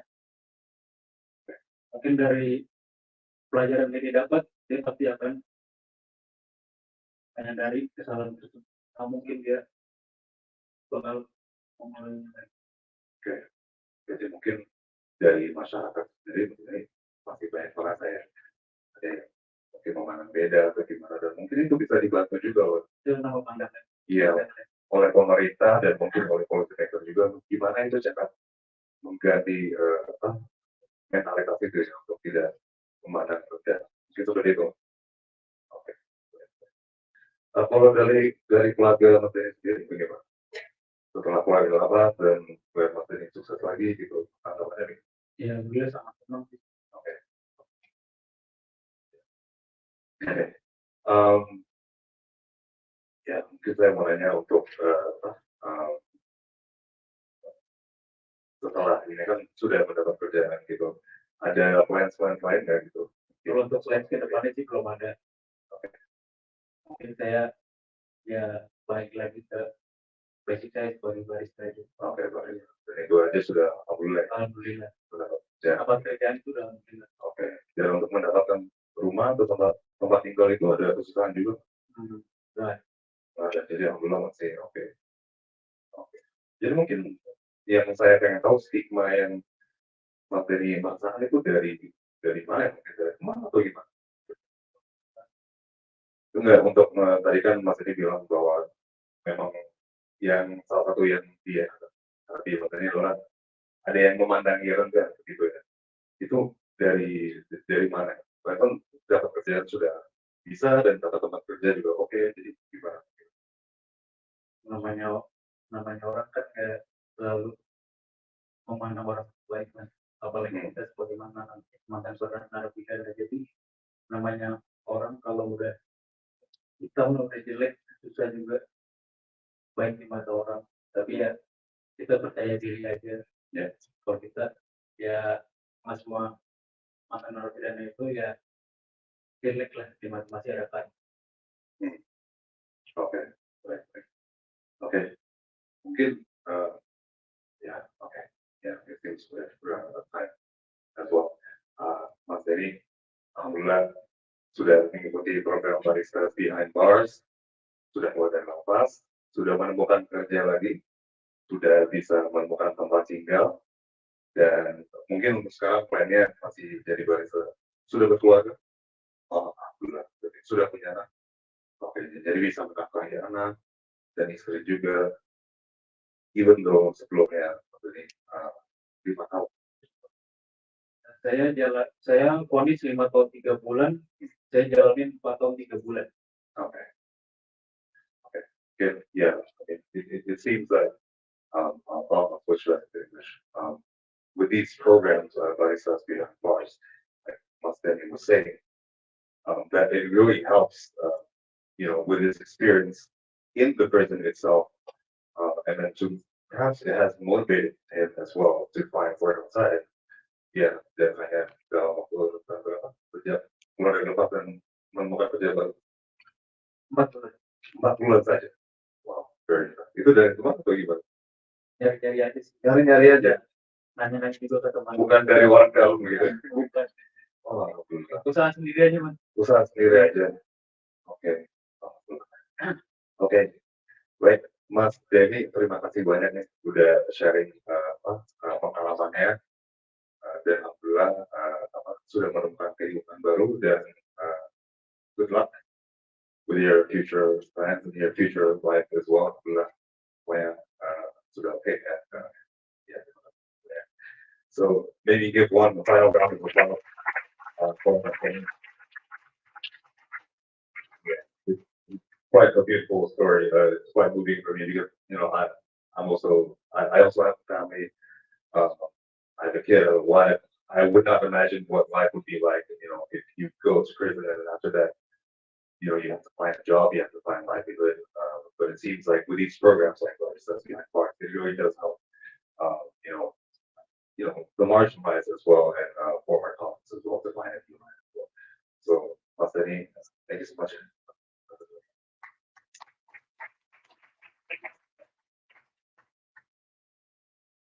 Okay, so I think I'll give it back to you, Medina, for the next session. And since we're running behind schedule, we will move forward to the next panel. Okay. We will now continue with exploring the pivotal role of data in crafting policies. I will give the next session to Mas Krishna. Okay, thank you so much. So our next panel of discussion, the topic is data-based policymaking for enhanced impact. We touched upon this in the first panel as well, and how important it is for finding solutions and maybe targeting the right marginalized group to get the assistance. So I'm going to be joined by two highly esteemed panelists. First of all, I want to invite them to the stage first. So similar to the same process in the first discussion, I want to ask them to come on stage, and then I'll give a brief introduction. Of them as well. So first of all, I want to invite Mrs. Jennifer Kim Rosenvig, is the country director for WFP Indonesia. Let's give her a round of applause. Thank you. So Ms. Rosenberg first joined WFP in 2013 as part of the Asia Regional Program Team in Bangkok before moving to role in 2018 to take her post as the HQ Nutrition Division Chief for Knowledge Management and Digital Innovation. But prior to joining WFP, Ms. Rosenberg held senior management positions in the NGO sector working across the Balkans, Caucasus, and in Asia. Notably, Ms. Rosenberg led the Indonesia Save the Children Health and Nutrition team from 2006 to 2011. Thank you so much, Ms. Rosenberg, for joining us this afternoon.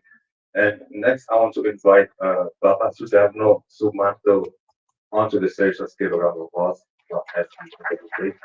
Bapak Sumanto, economist and chief of policy advisors at the National Team for the Acceleration of Poverty Reduction, or what is known as Kedua, under the office of the Vice President of the Republic of Indonesia. He's also the first director of the Semeru Research Institute, as well as a senior research fellow at the Semeru Research Institute. He holds a PhD and an MA from Vanderbilt University, all in economics. He is the former head of Statistics Society Forum in Asia and was a visiting fellow at the Southeast Asia Forum at Stanford University. He has extensive experience in leading large-scale research projects.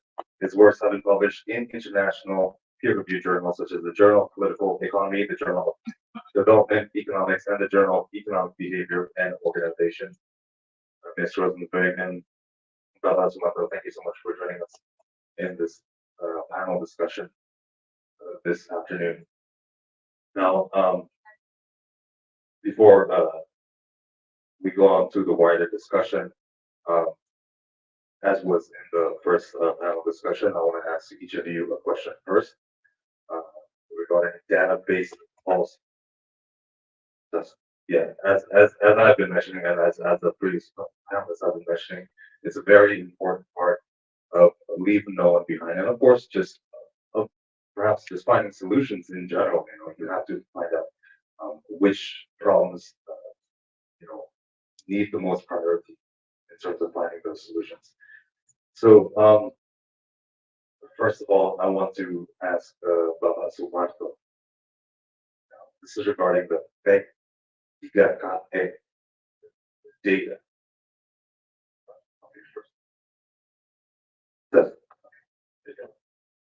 Thank you very much. First of all, I would like to thank the organizer for inviting me on this very important occasion and grateful for the opportunity. So I have 9 minutes. Do I have to make a presentation now? Or? Yeah, I'll ask you a question. Okay, so I have my slides if you want me to start presenting my slides. Okay, sure, go ahead. Okay, I think this is much easier for me to get on this one. Okay, all right. So in the next, I've been asked by the organizer, next is to talk about how did the PKKI, which is stand for data on the acceleration of extreme poverty reduction in Indonesia, and to make sure that leave no one behind group is also addressed by this data algorithm. Next, please. So I would like to mostly focus on this one, as we all know that no one left behind, and Indonesia has adopted this SDGs by 2030. But the government of Indonesia has been brave enough to expedite the achievement of the SDGs 6 years ahead. Instead of 2030, actually, the government would like to, reduce extreme poverty by 0 in 2024, this year. This is a very ambitious target, as you know. You're considering about the uncertainty about the problem that many countries, including Indonesia, are now facing. And if you look at the fact, the last 5 years, actually, in Indonesia, only reduced poverty, extreme poverty, by about 0.2 percentage point every year. So it means that you have to, reduce every year by about 1 to 1.2 percentage point. So this is the the PPP, the poverty line that was developed by the World Bank using 1.9 sustainable poverty. Next. So the way how the government is trying to achieve this is by 3 strategies, at least. One is by having this macroeconomic policies, by having, quality growth target, and also reducing inflation, and also producing a public good that is benefited to not only the vulnerable but also the extreme very poor. The second front is by focusing on the social assistance program, by giving social assistance in terms of good system, cash transfer, conditional cash transfer that many of you very, very well about that one. And the third one is by promoting economic for the poor, by encouraging the very poor people to improve their livelihood by creating jobs for them and also developing a business program. Well, I would like to focus on the second approach, which is social assistance and also promoting income generation. For this to happen, we have to have the data. So we are talking about the data algorithm here in trying to achieve this one. Next. So how did we do it? Indonesia has, next please. Indonesia has a long history about having this targeted program.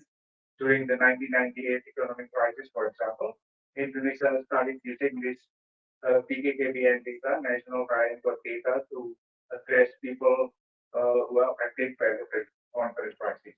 But in addition, targeting is important because this is the way to achieve the so-called universal coverage and also to address people affected by crisis, by climate adaptation, by shock, idiosyncratic, as well as the covariant shock that happened to those countries. And there are at least several algorithms in trying to address the poor by using the so-called family renewal algorithms and targeted. This is textbook thing, but for Indonesia, it's very important. If you live in America, Australia, or Europe, it's very easy to target because you have the so-called mean testing. About 90% of the people have their income tax, and they pay tax, so you know exactly how much money you earn. But Indonesia, only about 10 to 12% people pay tax, so you don't know who are actually the poor. So we are talking about left behind, no one left behind. So we have to be sure that the people who are basically extremely poor, vulnerable need to be targeted.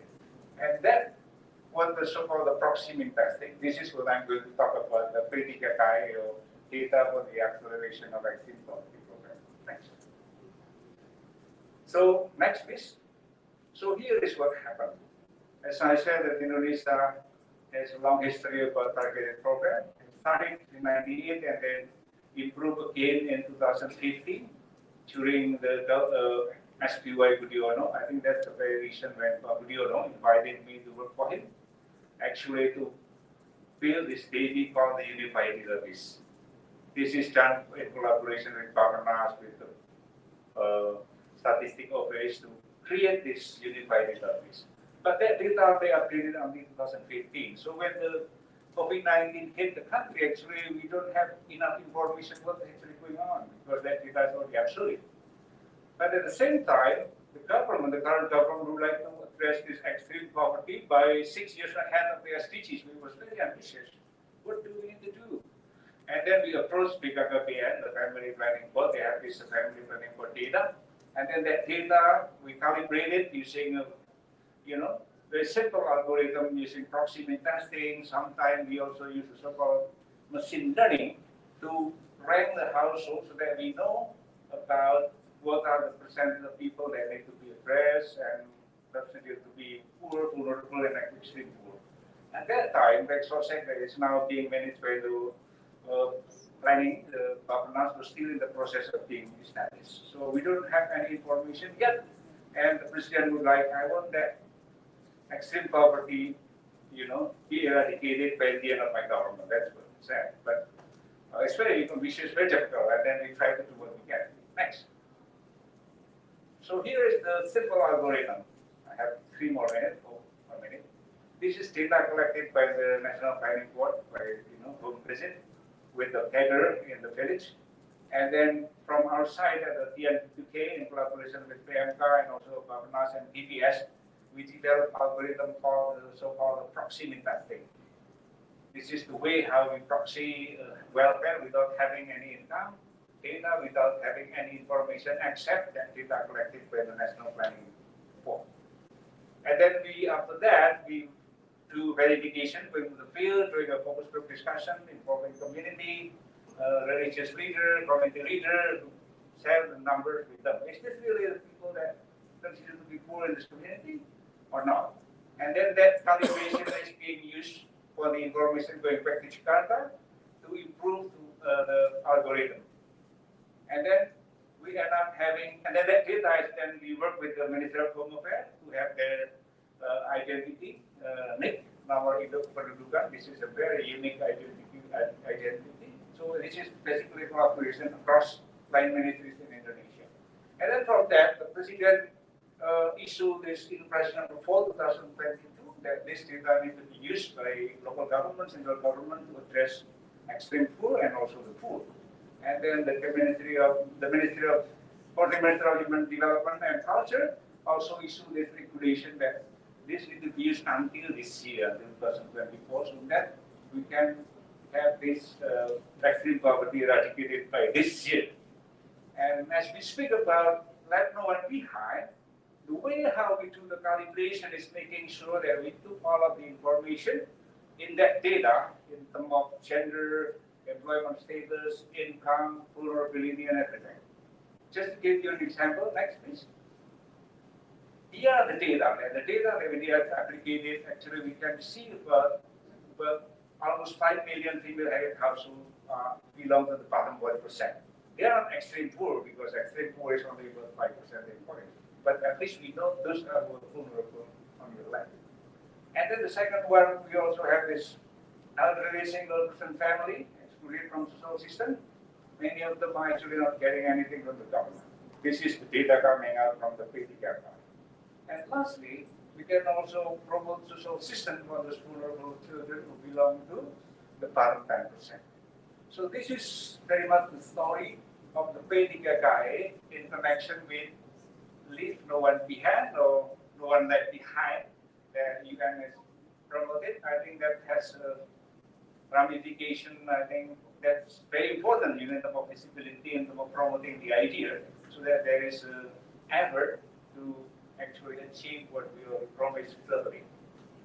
That's the end of my presentation. I'm happy to take questions every time. Thank you so much. Wonderful. Thank you so much. Give a round of applause.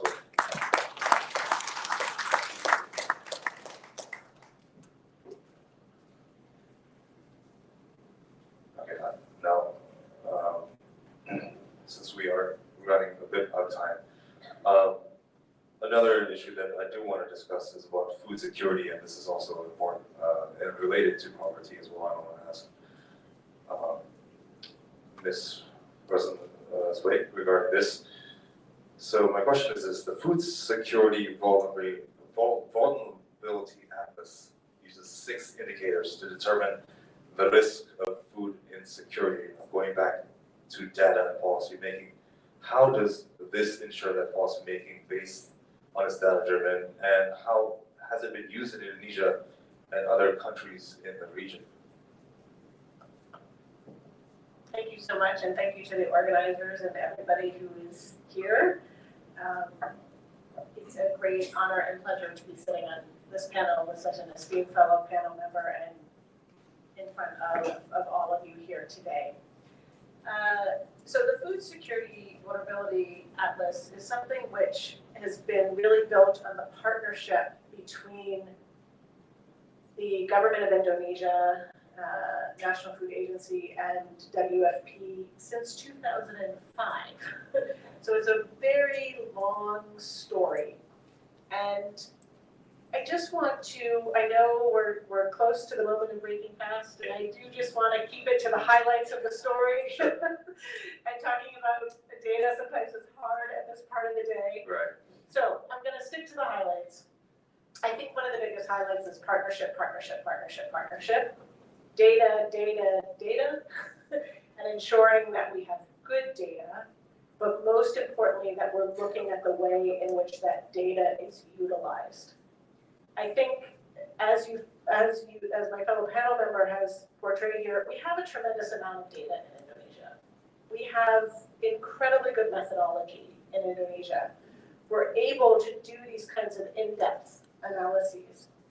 So the food security vulnerability analysis looks province by province and even down to district levels to give us multiple indicators on the state of food security, and more trying to integrate pieces around nutrition and what the implications are of nutrition, what the impact is of climate, what the impact is of disasters and natural hazards as well. But data is only so good as it is utilized. And I think what we've seen in NTT, and this is the preview to encourage you to read the final pages of the book, because the story is at the end of the book and the pictures are at the end of the book.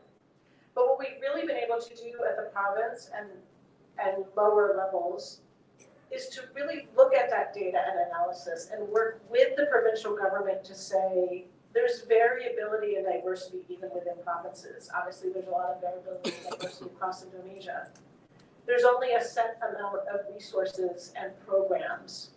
Where do we target, and what are the interventions that are most relevant and evidence-based to address the issues that are being faced at the subnational level? And I think that is the beauty of the data. And that is the beauty of the atlas itself.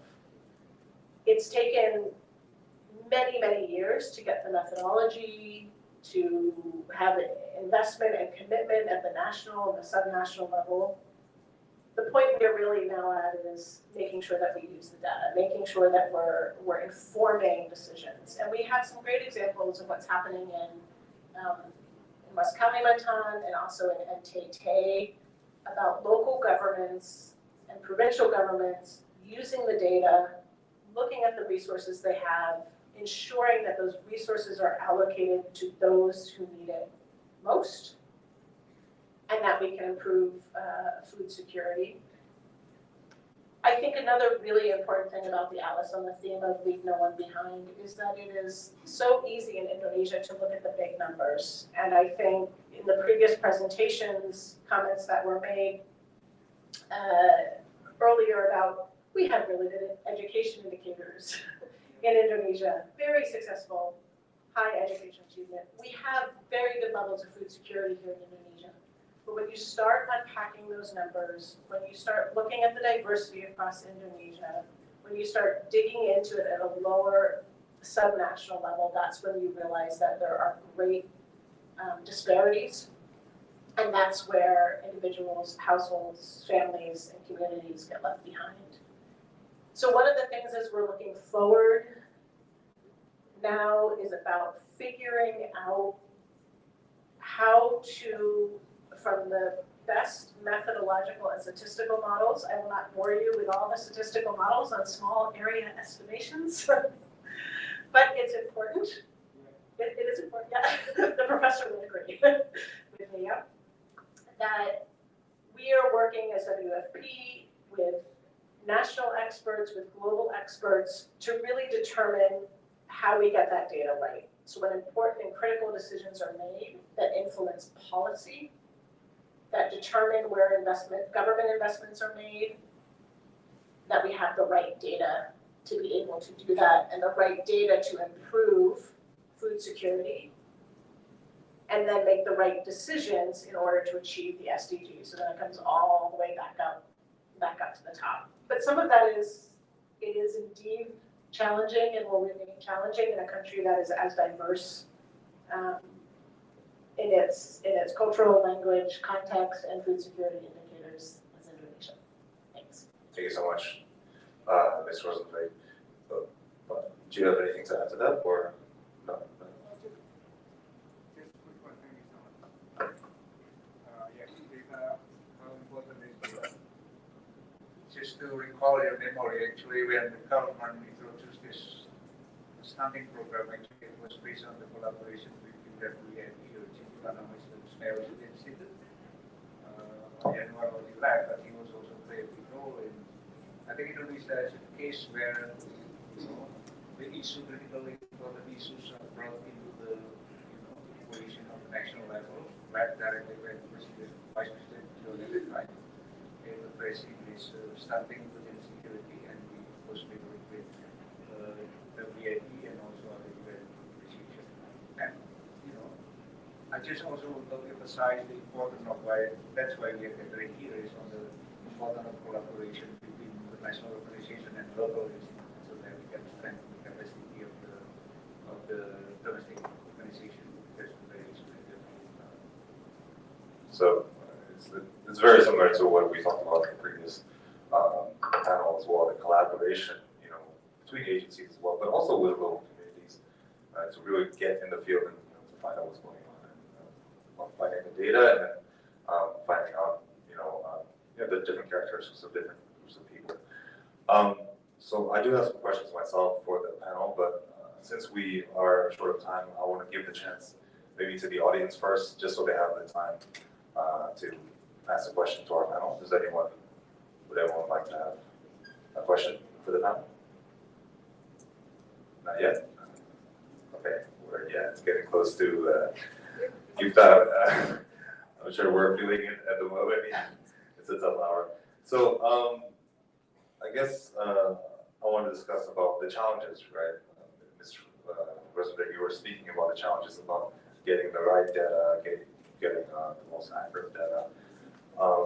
Just talk to us, and maybe you can kind of point to a specific example of, what the biggest challenge is, because Indonesia is a very large country with diverse communities, many different languages. Just how hard is it getting that data? Maybe in that particular challenge, like how did you manage to overcome that obstacle and get that data that we sorely need to help people as much as possible? So I think I'm going to answer the question from two different angles, if I may. One on getting the data, but then I'm going to add on using the data, if you don't mind. Sure. So I think on getting the data, I think there are very significant challenges of getting sufficient sample size. I don't want to dig into the technical details here, but I think there's an issue of getting sufficient sample size at the lowest administrative levels. So how do we make sure that the conclusions that we're drawing at a sub-district level, not a provincial level or national, but way down to the sub-district level, how do we make sure that the quality of that data is sufficient? And there are many, many constraints to that. There's the pure logistics constraints of it. There's the pure human resource constraint of it, funding constraints of it. And it just gets harder and harder. And if you think as we move forward and we look towards the next census, I know it seems odd to be sitting here and talking about something that's years away still, but I think we are already having conversations with government across multiple UN agencies about when we go into the next census, making sure that there is sufficient representation and sample sizes across Indonesia at the lowest administrative levels, and that will take additional resources. It will take additional personnel, but we need to make sure that we have that as a very strong basis for then the data and analysis that we do moving forward. And I think when we look at data specifically around gathering information, whether it's a demographic household survey or a national nutrition survey or a micronutrient survey, which is coming up in the not too distant future, it is about getting sufficient coverage is quite difficult. Building from that, because I think one of the things that I am most passionate about is then how do we use data and how do we utilize data, is how do you take all of these beautiful images and maps and data and charts and make it meaningful to people who are responsible for making decisions from the national level all the way down to the Bupati, right? Because the data has to be understandable and meaningful and powerful and be able to be used. Having the atlas on its own is fantastic, but it is not sufficient. And so it's making sure we have sufficient information at the most disaggregated and the farthest reach across Indonesia, and then that we're empowering individuals, whether it be the Bupati all the way up to the president, to make decisions that are based on valid data. Okay, so it's not just about gathering the data, okay, but also about sort of making it usable, especially for the people who aren't going to use it to help, the local communities and the local population as well, right? So, so we have run out of time. We have time for one more comment maybe from. Okay, just a very. Can I hit one point? Sure, go ahead. I think Indonesia the challenge of how heterogeneous is the country and the most difficulty of addressing geography is the issue about the fluidity of the poverty, people moving in and out of poverty quite frequently. And data is static, that data that we just talked about, whether it's OSEC, the DKS, or PDKS are static data. And people, because of the identity traffic and provided shop, people move in and out. So this is the importance of having the so-called dynamic updating, involving community by on-demand application that people who fell into poverty should be able to access. So some help from the government by, helping themselves register into the system, or there must be some active search so that people are not being left out. I think this seems trivial, but it's very difficult in terms of how to implement on real life because it really costs money and we don't have a system already in place. So I think that's important when talking about this still at least we need to have this system in place as soon as possible. So perhaps a digital or maybe app-based system where local communities could kind of, tell, agencies or maybe the government, how they're doing, right? On a more, I guess, daily or instant basis, right? That's a very good point to make and very important as well, especially since, marginalized people maybe, but Indonesia is moving towards the digital era, right? More and more people have smartphones and so forth. So yeah, perhaps that's something that Indonesia and the different agencies working with the government can move forward too. So as I mentioned, we are running out of time.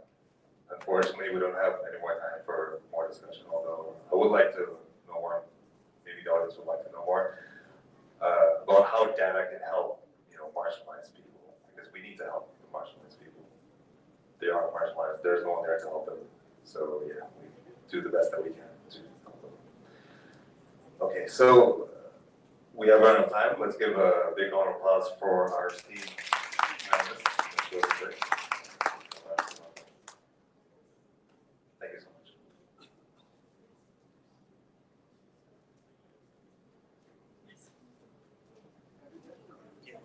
Yeah, we're done. Thank you so much. Thank you.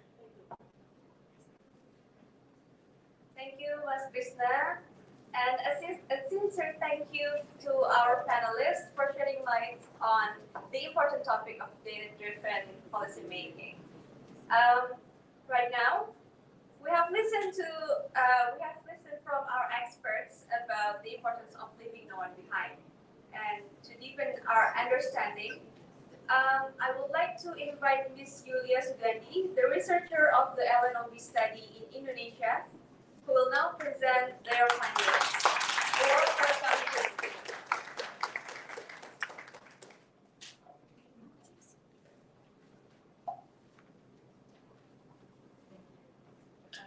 Can anybody hear me?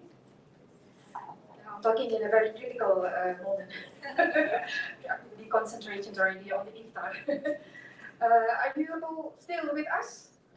Yes. Oh, thank you. Allow me to switch to Indonesian, also to talk to the wider audience here. Baik, terima kasih semuanya. Saya tidak tahan kalau duduk, bicara sambil duduk, ini sambil berdiri saja begitu. Dan tadi kita sudah bicara tentang apa yang sudah dilakukan UN untuk mengaplikasikan, mengikutsertakan semuanya dalam perubahan sosial dan bermanfaat bagi masyarakat terdampak, gitu. Nah, sekarang saya mau presentasi studi. Tadi sudah dijelaskan oleh Ibu Fadli di awal bahwa studi ini adalah studi yang kedua. Yang pertama itu yang dilakukan oleh Profesor Arif Ansori dari SDG Center dari UNPAD ya. Nah, mari kita lihat apa isinya. Saya diberikan perangkat banyak jadi ini ya. Ini judul studinya Leaving No One Behind, Indonesia Protecting the Rights ya. Kalau tadi sudah bilang itu bahwa siapa sih sebetulnya orang-orang yang kita layani itu, dan jenis data apa yang harus kita punya untuk memahami siapa sebetulnya orang yang kita layani begitu. Nah, ini kenapa ya? Oke. Nah, tadi kan sudah dibilang dari awal ya, tadi disebutkan data, partisipasi, ada beberapa kata kunci luar gitu ya, terkait data dan partisipasi. Nah, kenapa kita harus membicarakan LNOB ini? Karena kalau misalnya dilihat tadi dari diskusi, tadi kita sudah memahami bahwa core ya, inti value ya, nilai dari pekerjaan UN ini berpusat kepada hak asasi manusia, human rights approach. Nah, kalau misalnya human rights ini adalah at the heart ya of the 2020, dan kemudian dia yang akan mentransformasikan seluruh SDG yang lain. Jadi apabila kita memang bisa memegang ini prinsip LNOB ini, kita bisa mentransformasikan seluruh SDG lainnya. Nah, apa persamaannya, elemen apa antara LNOB dan HR? Human Rights. Ada dua elemen. Yang pertama yaitu anti diskriminasi. Artinya tidak boleh ada yang terdiskriminasikan dalam merasakan manfaatnya dan kesempatan yang dia berhak dapatkan. Yang kedua adalah kesetaraan. Jadi tidak bisa ya, kalau misalnya tidak setara, tadi sudah disebutkan kesetaraan oleh Bu Vivi juga, bahwa itu menjadi salah satu masalah yang kunci di Indonesia nih, masalah kesetaraan. Nah, mari kita lihat apa sebetulnya yang disebut dengan eksklusi sosial gitu ya. Jadi apa what does it mean when we talk about social exclusion? Yang pertama itu multidimensional, maaf itu R-nya di bawah lagi. Multidimensional, artinya apa? Orang itu bisa terkucilkan dari apa? Dimensi ekonomi, budayaan, jadi banyak dimensinya eksklusi sosial itu. Yang kedua adalah dinamik, jadi tidak statis gitu ya, tidak statis. Nah, menikmati atau berpartisipasi dalam merasakan manfaat yang harus dia dapatkan gitu ya, itu dinamis. Kemudian relasional, kita bicara masalah kemunculan sosial, berarti ada inequality, ada ketidaksetaraan dalam relasi kuasa. Itu relasi kuasa, misalnya relasi kuasa entah identitas apapun ya. Kemudian kontekstual, jadi ini yang sangat penting, kontekstual ini. Jadi kontekstual ini adalah kondisi tertentu mengapa beberapa pihak tidak dapat berpartisipasi atau merasakan manfaat yang seharusnya dia dapatkan dari perubahan sosial yang berdampak terhadap well-being dia. Kemudian levels eksklusi sosial bisa terjadi dalam level Eksklusi sosial bisa terjadi dalam level rumah tangga, levelnya level keluarga, ya, kemudian lingkungan, kemudian yang tinggi. Jadi ada beberapa tahap eksklusi sosial itu, ya. Kemudian ada grup atau individual approach. Kalau grup misalnya kelompoknya ada kelompok tertentu, misalnya tadi sudah disebutkan wilayah. Tetapi kalau kita bicara masalah kelompok disabilitas, itu karakteristik atribut personal individual. Berarti kita berbicara dalam masalah levelnya individual gitu. Misalnya gender, disabilitas, ada lagi atribut-atribut karakter individu gitu ya. Kemudian drivernya, ya pendorongnya itu macam-macam gitu. Bisa politik dan lain sebagainya. Jadi kita bisa dilihat, eksklusi sosial ini berarti bicara masalah katanya wicked problem sih, sangat kompleks gitu. Jadi data apa yang kita perlukan? Ini tidak ada ya? Ada yang hilang ya? Maaf, ini ada yang hilang ya slide-nya? Ini ada yang hilang slide-nya? Kenapa? Oh, ada yang hilang slide-nya. Itu gambarnya akupuntur? Tidak ada.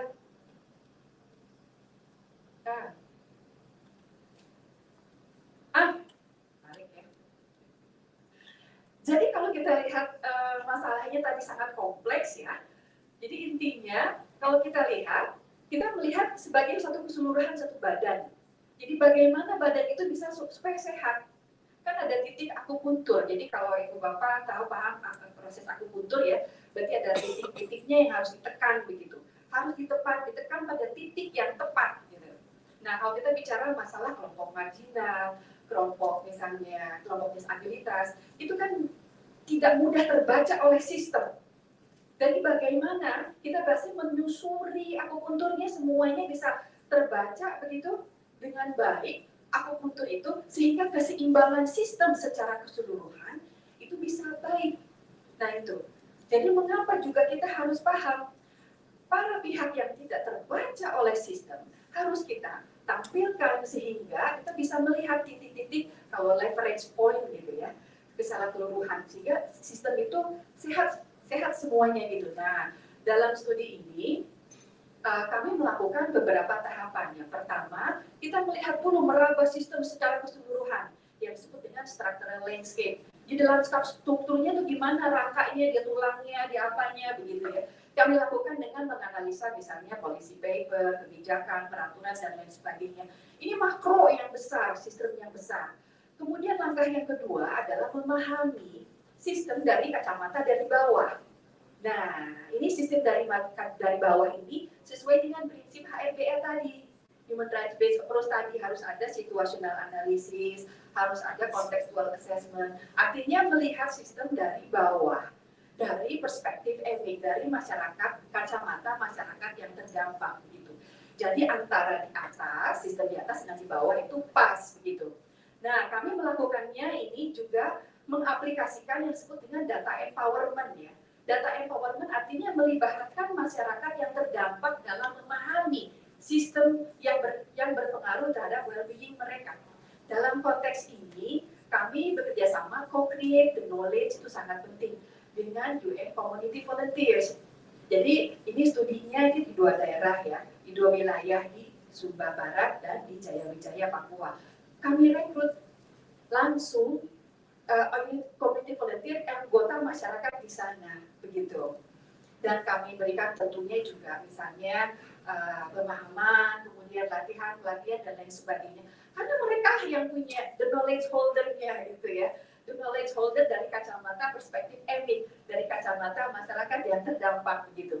Jadi di sini mixed method ya, jadi ada yang misalnya analisa kebijakan, kemudian dicampur juga dengan misalnya kalau data itu ada data tebal, ada data tipis. Data tipis, kita misalnya data statistik, itu akan melihat, Bapak dari Semeru, melihat dengan data statistik, dia akan melihat, oh, badannya rupanya seperti ini. Itu yang dilakukan oleh studi LNOB yang pertama. Siapa ini, di mana ini yang macet nih, akupuntur yang macetnya, ternyata adalah masyarakat yang disabilitas, kelompok disabilitas di wilayah bisa terpencil. Kemudian zoom in juga dilakukan dengan misalnya immersion, yaitu kita dengarkan secara aktif, dengarkan secara empati dari masyarakat terdampak, gitu, biar mereka juga menggambarkan sistem dari kacamata mereka, perspektif mereka, begitu. Jadi tantangan apa, kebutuhan apa yang dirasakan teman-teman disabilitas di daerah terpencil. Nah ini sudah tadi. Nah ini sesuai juga dengan kerangka dari IPES, Intergovernmental Platform for Science Science Policy for Biodiversity and Ecosystem Services, bahwa kalau kita mau bicara masalah transformasi sistem secara keseluruhan, kebijakan apa yang diperlukan? Nah ini kalau misalnya kita lihat di sini, sebentar ini, oh salah. Di sini ya, cek lagi. Kebanyakan perangkat saya, maaf ya. Ini kalau kita lihat, kesejahteraan, kesetaraan, dan keberlanjutan adalah hasil dari kebijakan yang mampu mengadopsi berbagai macam sistem pengetahuan dan pengalaman dari kelompok masyarakat yang berbeda. Ya, ini kalau kita lihat dalam studi ini misalnya kelompok disabilitas, anak-anak, dan lain sebagainya, begitu. Jadi ini berbagai macam sistem pengetahuan yang ada, itu dikaitkan dengan relasi kuasa. Nah, kalau misalnya data tebal saja, itu akan memahami tantangannya hanya dari kelompok ini. Tetapi, kita ingin memahami juga relasi para kelompok ini, anggota kelompok ini, dengan yang lain, diantaranya antara kelompok masyarakat juga dengan relasi sistem secara keseluruhan, maka kita membutuhkan jenis data yang lain, yaitu yang disebut dengan warm data. Jadi warm data bukan hanya data tebal, tetapi data yang mampu menggambarkan relasi kuasa tidak seimbangnya di mana. Apakah relasi kuasa antara horizontal, vertikal, yang membuat suatu kelompok itu makin termarginalkan dan tidak mendapatkan haknya. Nah itu, jadi kita butuh data seperti itu. Baik. Nah ini yang kami pahami dari struktural landscape ya. Jadi tahap yang awal pertama tadi. Lanskap struktural secara keseluruhan.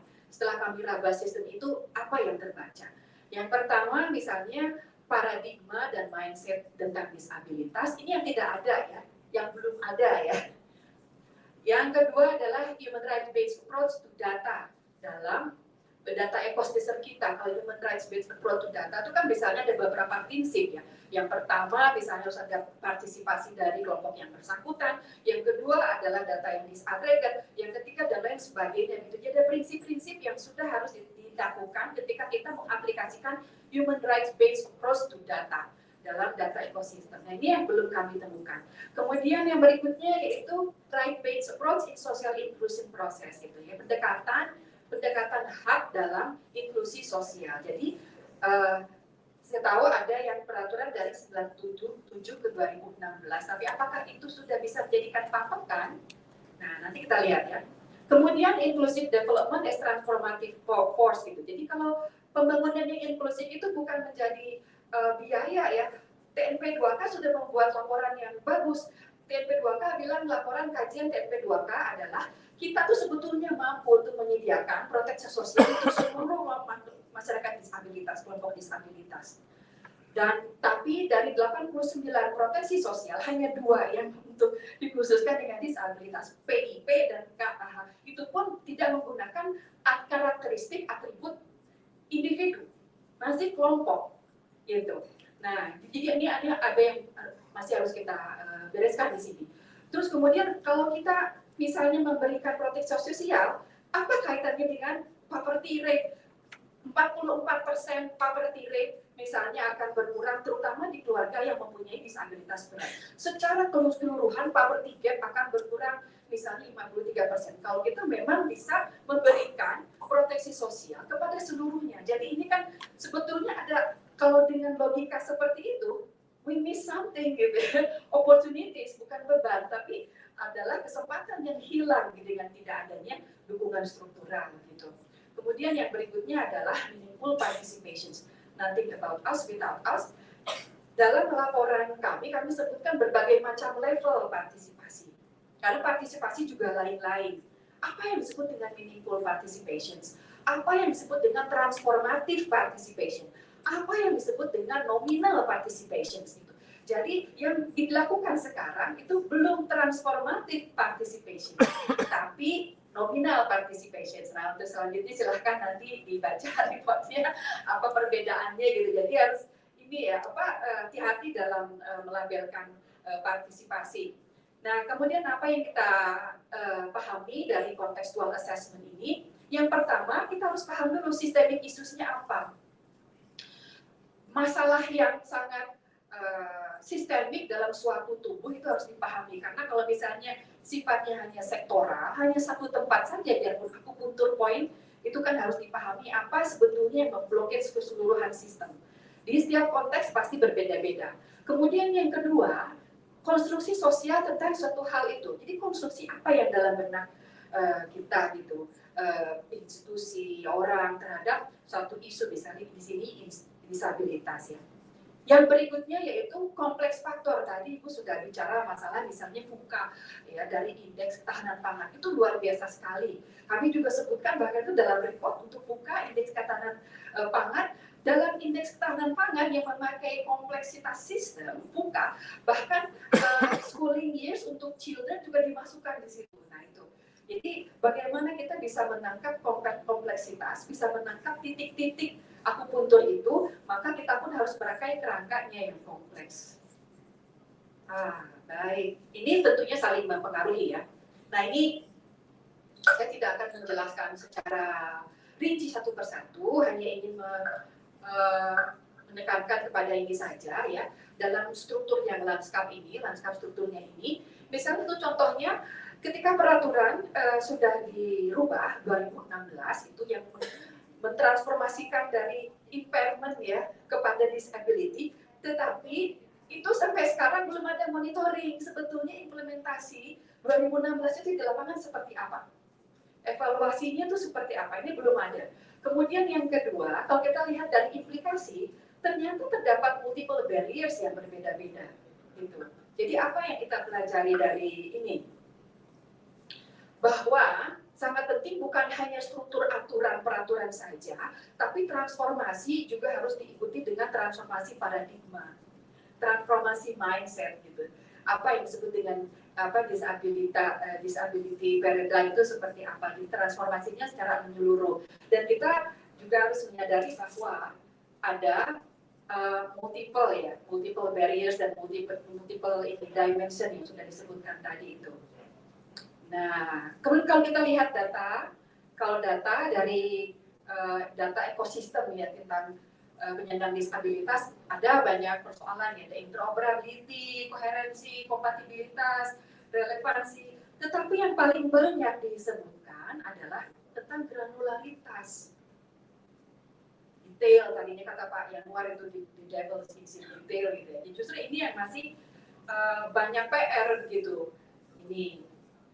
Jadi ada inadequate sampling design, terus kemudian ada tidak adanya indikator non-ekonomiknya tidak ada, dan lain sebagainya. Jadi granularitas. Nah, studi ini berusaha untuk mengadres gap tersebut. Jadi kita butuh data granularitas yang bisa menjelaskan karakter individu, karena tadi ya, disability itu tuh menyangkut atribut individu gitu. Nah, mari kita masuk kepada contextual system framework dalam memahaminya.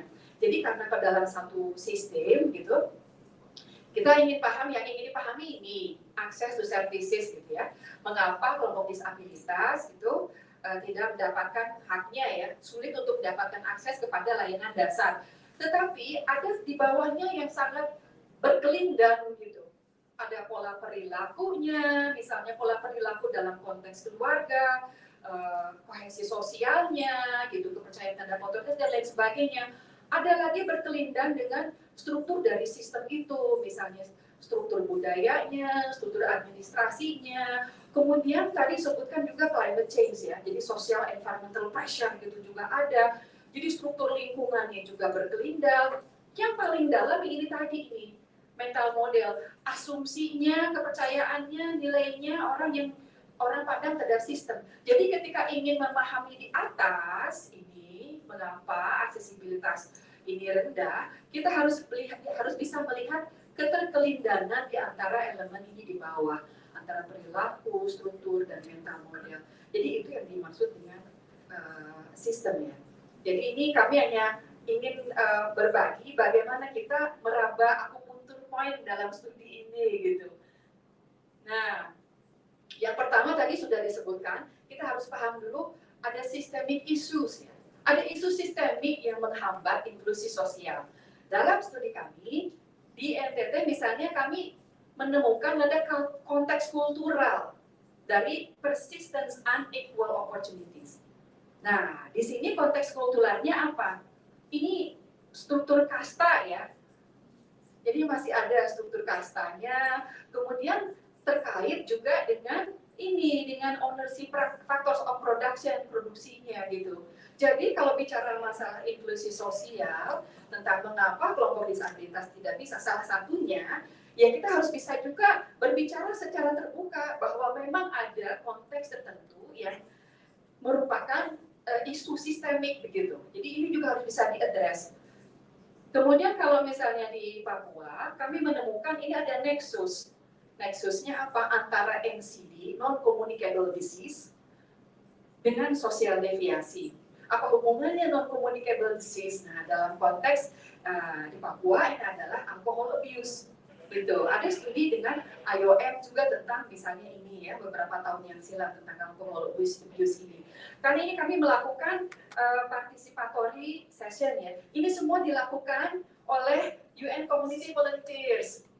Jadi semua data ini mereka yang juga memfasilitasinya. Jadi mereka tinggal dengan keluarga disabilitas, kemudian dengan ceritanya, dan mereka dibekali juga dengan participatory tools begitu ya. Nah ini kami melakukan participatory session dengan kelompok anak muda di Papua. Kami ingin paham sebetulnya dampak dari alkohol abuse ini apa terhadap kesehatan, terhadap misalnya rasa aman, kemudian misalnya terhadap dampaknya terhadap kelompok disabilitas. Tapi kami juga ingin paham juga ya grassroots solutions, grassroots innovation, yang inisiatif yang sudah dilakukan. Maka kami juga melakukan participatory session itu tentang collective actions. Sebetulnya apa sih yang sudah dilakukan masyarakat begitu. Jadi solusi itu kan harusnya tidak membuat, tidak datang terus kemudian inilah kita bawa solusi, seolah-olah di situ tidak ada inisiatif dan solusi yang sudah dilakukan masyarakat. Jadi kita pahami juga begitu.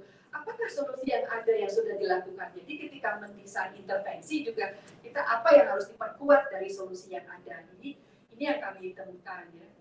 Jadi systemic issues bukan hanya permasalahan, tetapi juga apa collective action yang sudah dilakukan dalam menangani isu sistemik itu. Nah, baik, mari kita ini perkenalkan keempat studi partisipan kami dari kacamata disabilitas. Ini untuk memahami konstruksi sosial tentang disabilitas ya. Jadi keempat studi partisipan kami adalah dari masyarakat adat. Ya, UN Community Volunteers juga yang melakukan ini adalah dari masyarakat adat juga begitu. Jadi kami ingin paham sebetulnya konstruksi sosial, perspektif kalau kita lihat tadi mental model ya, perspektif dari komunitas ini tentang disabilitas ini seperti apa. Nah ternyata dalam konteks yang kami temukan adalah disabilitas itu adalah manifestasi dari relasi yang tidak seimbang. Ketidakseimbangan relasi itu bisa ketidakseimbangan relasi antar misalnya sosial, tapi dalam konteks ini ketidakseimbangan relasi dengan alam, ketidakseimbangan relasi dengan leluhur. Jadi intinya kalau ada relasi yang tidak seimbang maka dampaknya ini akan berpengaruh juga terhadap misalnya bagaimana cara dia mengakses kesehatan ya, begitu. Jadi ini konstruksi sosial tentang disabilitas. Nah, ini kemudian kita ingin melihat lagi karena tadi itu konteksnya disabilitas kan, konteksnya tentang inklusi sosial kan berbeda-beda ya dari konteks rumah tangga sampai konteks yang lebih luas. Nah, ini kami ingin cerita gitu betapa pentingnya kita memahami relasi, pola relasi yang terjadi dalam struktur keluarga juga. Sebelum kita bicara masalah struktur yang lebih besar tadi sudah structural landscape ya. karena itu yang disebut dengan uang data itu tadi. Nah ini kita kedua studi partisipan kami ini, yang satu kedua-duanya di Sumba Barat. Ini kedua-duanya adalah teman-teman dari teman tuli. Yang pertama adalah KKTG. KKTG ini dia dari struktur kasta yang lebih bawah ya. Sedangkan yang di sebelah kanan adalah KKDH, dia dari struktur kasta yang lebih tinggi. Jadi dia laki-laki, dia dari struktur kasta yang lebih tinggi. Nah, apa yang terjadi kalau kita lihat ya, perbandingkan gitu. KKTG ini, dia di keluarganya memandang, kamu ini perempuan sudah tidak akan bisa melakukan apapun di luar konteks keluarga. Jadi keluarga tidak mengizinkan dia untuk pergi keluar dari lingkungannya, kemudian tidak memberikan haknya, tidak punya ID card dia, karena tidak menganggap tidak penting, tidak pernah dilibatkan juga dalam misalnya pemilu dan lain sebagainya, ya sudah begitu saja gitu. Tuh kemudian tidak ada juga anggota keluarga yang berkomunikasi secara intens gitu.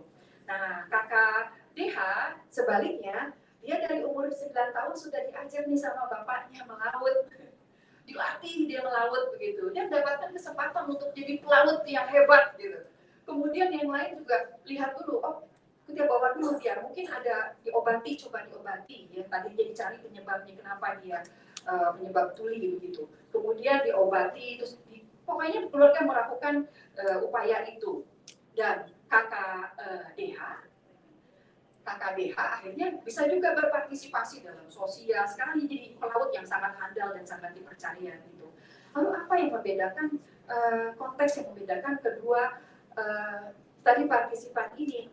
Berarti kita melihat ya keterkaitan antara gender, sosial status, kohesi sosial dan kesempatan gitu. Kalau kita bicara masalahnya pendekatan kapabilitas ya, capability approach ya, bagaimana tuh disabilitas itu sebetulnya kalau dalam konteks ini di kohesi sosial dijadikan being disabled oleh konteks keluarga gitu. Jadi being disabled-nya bukan karena dua-duanya juga ini dari kelompok ini masyarakat tuli ya. Nah, yang KKTG dan KKDH uniknya dua keluarga tidak ada yang tahu bahasa isyarat yang formal. Tetapi yang berbeda adalah keluarga KKDH dia biarpun tidak tahu bahasa isyarat dia membuat upaya untuk berkomunikasi. That's the most important thing, to make connections gitu dengan KKDH. Ini sebaliknya dengan KKTG. Jadi yang berbeda adalah ini tadi ya, tidak ada trust, care, respect, support, listen. Maka kalau KKTG yang terjadi adalah mental health pressure dan capacity. Jadi misalnya dia sangat frustasi, bisa berkomunikasi, dia teriak-teriak. Karena tidak ada yang bisa paham. Begitu. Itu kan mental health ya, pressures gitu. Jadi akhirnya being disabled-nya karena konteks yang membuat dia demikian. Gitu. Sedangkan kalau KKDH, dia dengan trust, care, respect, support, listen, didengarkan, jadi kapasitasnya terbangun, gitu ya, keterampilan, pengetahuan, rasa percaya dirinya terbangun, maka dia being able, ada mampu. Jadi di sini kan disabilitas konstruksi sosial, bukan kondisi fisik begitu, dikonstruksikan seperti itu. Jadi makanya dia being able to communicate dan lain sebagainya. Nah ini tujuan akhirnya kan ini, untuk mandiri dan bermartabat. Jadi kualitas hidup yang bermandiri dan bermartabat begitu. Nah, kalau kita paham keterkelindanan ini, maka kita akan mampu nanti mengadres ya, bagaimana menyeimbangkan pola relasi itu tadi gitu. Nah, ini contoh yang kedua misalnya tadi. Tadi keterlindanan ya yang harus kita paham. Nah, yang lainnya adalah misalnya ini contohnya Bapak ya, ini mohon tidak usah diperhatikan ada panel sonar tidak bekerja, jadi ini dekorasi, gitu ya. Ini banyak kita temukan ini banyak ini. Jadi awalnya saja bekerja terus kemudian tidak bekerja lagi, gitu ya. Jadi ini Bapak YH ini dengan disabilitas ya, kemudian akses kepada air tadi Ibu bicara masalah ini ya aksesibilitas mukanya IKP gitu. Indeks ketahanan pangan. Ini akses kepada air sangat sulit gitu, nah mempengaruhi lagi double disability-nya. Tapi kalau kita lihat suatu krisis, sebetulnya krisis itu kan membuka precondition ya, kondisi yang ada sebetulnya krisis itu. Jadi Bapak YH ini dia menjadi disabilitas in the later age gitu ya, ketika usia dia sudah dewasa. Nah, dia mengalami kecelakaan kerja, ini work accident sebetulnya. Tetapi sebelum mengalami kecelakaan kerja, kondisinya tuh preconditionnya juga sudah tidak baik begitu. Maka krisis akan membuka kondisi yang sebetulnya sudah ada. Jadi kondisinya sebetulnya itu misalnya ada kurang air bersih, sanitasinya tidak ada, listriknya tidak ada, terus kemudian dan lain sebagainya gitu. Jadi kondisi care and safe working condition juga tidak ada gitu ya. Nah, jadi apa yang terjadi ketika krisis itu terjadi? Maka akan menciptakan lingkaran lainnya, lingkaran barunya gitu, menambah gitu ya, mengakselerasi kondisi yang sudah ada tadi. Jadi lack of health, kurangnya akses ke kesehatan yang baik, kemudian livelihood security-nya gitu, keamanan dan sumber pendapatannya juga. Dia akhirnya mengalami krisis yang kedua, yaitu stroke ya. Ya dari sini hancur, dia sudah keluarganya hancur. Jadi kalau di sini yang terjadi juga tentunya kan jadinya domino efek ya. Jadi satu krisis menyebabkan krisis yang lain, dan lain berikutnya. Nah ini kan ini ya, karena keluarganya jadinya tercerai-berai gitu, istrinya harus pergi ke tempat yang lain untuk cari kerja karena dia tidak bisa kerja lagi, kemudian anak-anaknya juga terhambat untuk sekolah dan lain sebagainya. Jadi ini terus akan menjadi siklus di sini, siklus antara disabilitas dan deprivasi gitu ya.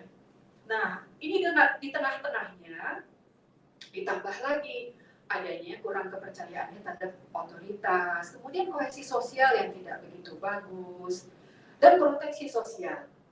Jadi kalau kita misalnya juga merubah pengalamannya Bapak YH, bagaimana caranya kita bisa memutus siklus ini gitu? Bagaimana caranya kita bisa memutus siklus ini? Apa kita harus memperkuat juga strukturalnya, kita juga harus memperkuat juga relasi kohesinya, ini ya. Jadi memberikan gambaran yang lebih tepat, datanya mengenai pola relasi ini, itu memberikan juga kita pemahaman bagaimana intervensi yang lebih strategis supaya siklus ini bisa terputus begitu. Nah, jadi ini tadi sudah disebutkan juga oleh Ibu Vivi ya di awal ya tentang resiliensi ya, betul, karena kita harus bicara dalam kacamata sistem ya, resiliensi, ketahanan sistem. Kenapa sih kita harus bisa paham secara lebih baik gitu datanya?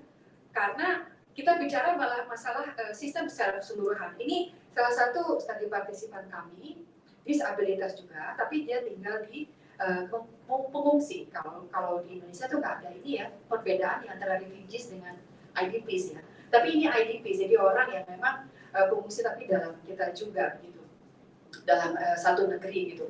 Nah ini pengalamannya apa yang dialami? Jadi dialami itu Bapak YU ini administrasinya belum terdaftar ya, kemudian dia ditolak ketika ke layanan kesehatan karena adanya tidak ada hambatan administrasi itu, kemudian dia tidak bicara karena dia pengungsi dari daerah lain di Papua. Di Papua itu ratusan bahasanya, dia tidak bisa bahasa lokal. Kemudian kalaupun ada penerjemah, dia harus yakin dulu, harus percaya dulu kepada penerjemahnya, harus nyaman dulu dengan dia begitu. Nah, tapi juga sama petugas kesehatan juga ketakutan gitu mau terima, ada stigma ini kan dari daerah ini konflik ya gitu, takut nanti kalau misalnya nerima nanti bagaimana, jadi ada stigmanya juga. Kemudian kalaupun dia bisa mencapai misalnya layanan kesehatan, dia tidak kalaupun ada, dia tidak bisa mencapainya karena apa? Dia tidak punya ongkos untuk transport, itu kan itu harus juga diperhatikan ya. Jadi itu yang dia alami. Ada faktor yang berkontribusi langsung terhadap pengalaman beliau.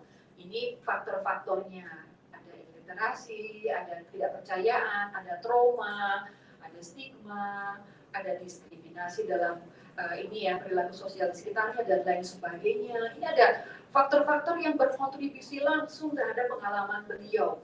Namun demikian, kita pun harus melihat ada faktor yang lebih luas karena beliau adalah bagian dari kelompok masyarakat adat di Papua Pegunungan, maka kita pun harus paham ada social environmental pressure apa yang mempengaruhi konteks beliau ini begitu. Nah ini yang tadi ya, kalau kita lihat dari food security index itu kan low level ya food security index, ada poverty-nya, access to clean water dan lain sebagainya. Kemudian instant and consumerist culture gitu. Sehingga relasi mereka dengan relasi dengan leluhur dan lain sebagainya itu terpengaruh oleh nilai-nilai baru dan lain sebagainya. Jadi kalau kita ingin merubah pengalamannya ini Bapak YU, maka kita harus bisa mengidentifikasi faktor apa yang mempengaruhi pengalaman tersebut dan faktor yang lebih luas apa yang mempengaruhi dia mengalami hal tersebut gitu. Jadi ini berbicara masalah resiliensi sistem. Nah, tentu kalau misalnya two more slide. Tentu kalau misalnya masalah ini ya tantangan, terus tadi kan juga ada solusi lokal ya. Kita juga bicara masalah positif deviasi gitu. Deviasi tapi yang positif ini juga kami temukan. Jadi terlepas dari tantangan administrasi dan lain sebagainya, ternyata ada inisiatif yang sudah mengaplikasikan right based approach gitu. Ini contohnya salah satunya kepala sekolah itu dia mengizinkan anak-anak untuk ya udahlah sekolah aja, kamu nggak perlu ada kartu keluarga, nggak perlu ada ini. Yang penting anak-anak tidak kehilangan haknya untuk mendapatkan pendidikan. Jadi ini yang kami temukan gitu ya. Jadi ada positif deviance gitu, di lapangan. Nah, apa yang selanjutnya bisa dilakukan, ini di-develop oleh UN Community Volunteers, bukan saya. Jadi apabila misalnya kita tadi menurunkan ya pemahaman konteks yang sangat baik dengan memahami menggunakan warm data tadi, maka langkah berikutnya adalah apa sih bottom up solution kalau misalnya kita ingin melakukan intervensi di Sumba Barat atau di Jayawijaya. Nah ini bottom up solution yang di-develop dan sesuai dengan konteks tempat. Tetapi selain itu ada juga implikasi studi yang lebih strategis, yang lebih luas gitu. Nah, dalam report kami nanti Bapak Ibu bisa membaca ya bagaimana mengaplikasikan LNOB dalam konteks Ibu Bapak sekalian. Nah, ini yang kami dapatkan dari konteks studi kami. Tentu itu bisa dimodifikasi. Ini menjadi guidance awal begitu ya. Jadi LNOB bukan jargon. LNOB bukan cuma jargon gitu, atau bukan cuma checklist ya. Oh, saya sudah ada ini apa kelompok masyarakat tertentu dan bukan ya.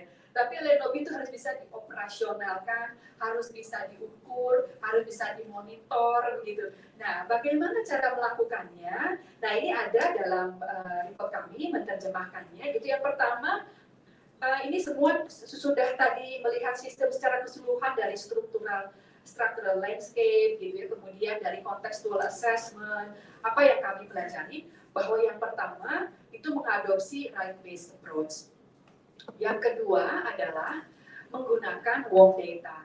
Yang ketiga, memastikan partisipasi bermakna. Nah, seperti apa partisipasi bermakna? Nanti silakan Ibu Bapak tengok di report. Kemudian mengenali keterkelindanan itu tadi antara tekanan sosial dan environmental lingkungan.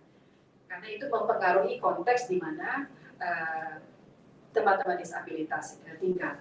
Yang berikutnya, mempertimbangkan non-economic indikator. Jadi apa sih definisi dari pembangunan, apa sih definisi dari quality of life gitu. Terus kemudian indikatornya seperti apa sih. Nah, yang terakhir adalah implementing ya agile dan adaptive governance ya. Karena konteks kalau kita bicara masalah kompleksiti adalah konteks yang mudah berubah. Jadi ketika merancang sesuatu pun kita harus bisa merancang yang bisa menangkap kompleksitas dan menangkap juga yang sangat agile ya. Perubahan konteks itu bisa tertangkap oleh satu kebijakan dan keragaman dalam konteks juga bisa tertangkap oleh satu kebijakan. Begitu saja. Nah, selanjutnya mungkin Bapak Ibu bisa scan untuk baca lebih lanjut. Reportnya silahkan. Ini bisa di-download di ini di QR. Nah, silakan. Begitu saja kali. Thank you so much Ibu, for such an informative session. I believe some of you have questions to Ibu Yulia, but unfortunately we have come to an end. So I encourage you to ask questions over dinner. Well, our book is making waves internationally. Today is the International Day of Forests and Trees, and on the main UN News website, published in New York, they are using our very own UNEP story from Riau about fighting forest fires, which you can find on page 136 of the book. Once it's daytime in New York, you can check out unnews.org to see this. I would like to also remind you to redeem your book coupon for your own copy of the book. Yes, as we conclude and the sun sets, I invite you to break the fast and enjoy dinner with us. The snacks and drinks are provided outside of this room, and after that, we will head to the restaurant at the lobby. So thank you for attending this event and have a good evening.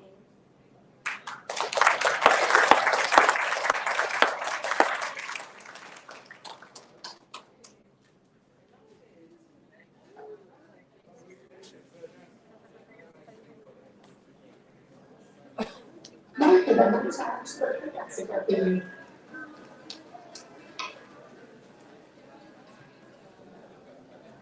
Saya masih SD, bapak saya sudah punya ekonomi waktu itu bagaimana pas-pasan. Tapi kata-kata saya mendorong untuk kuliah.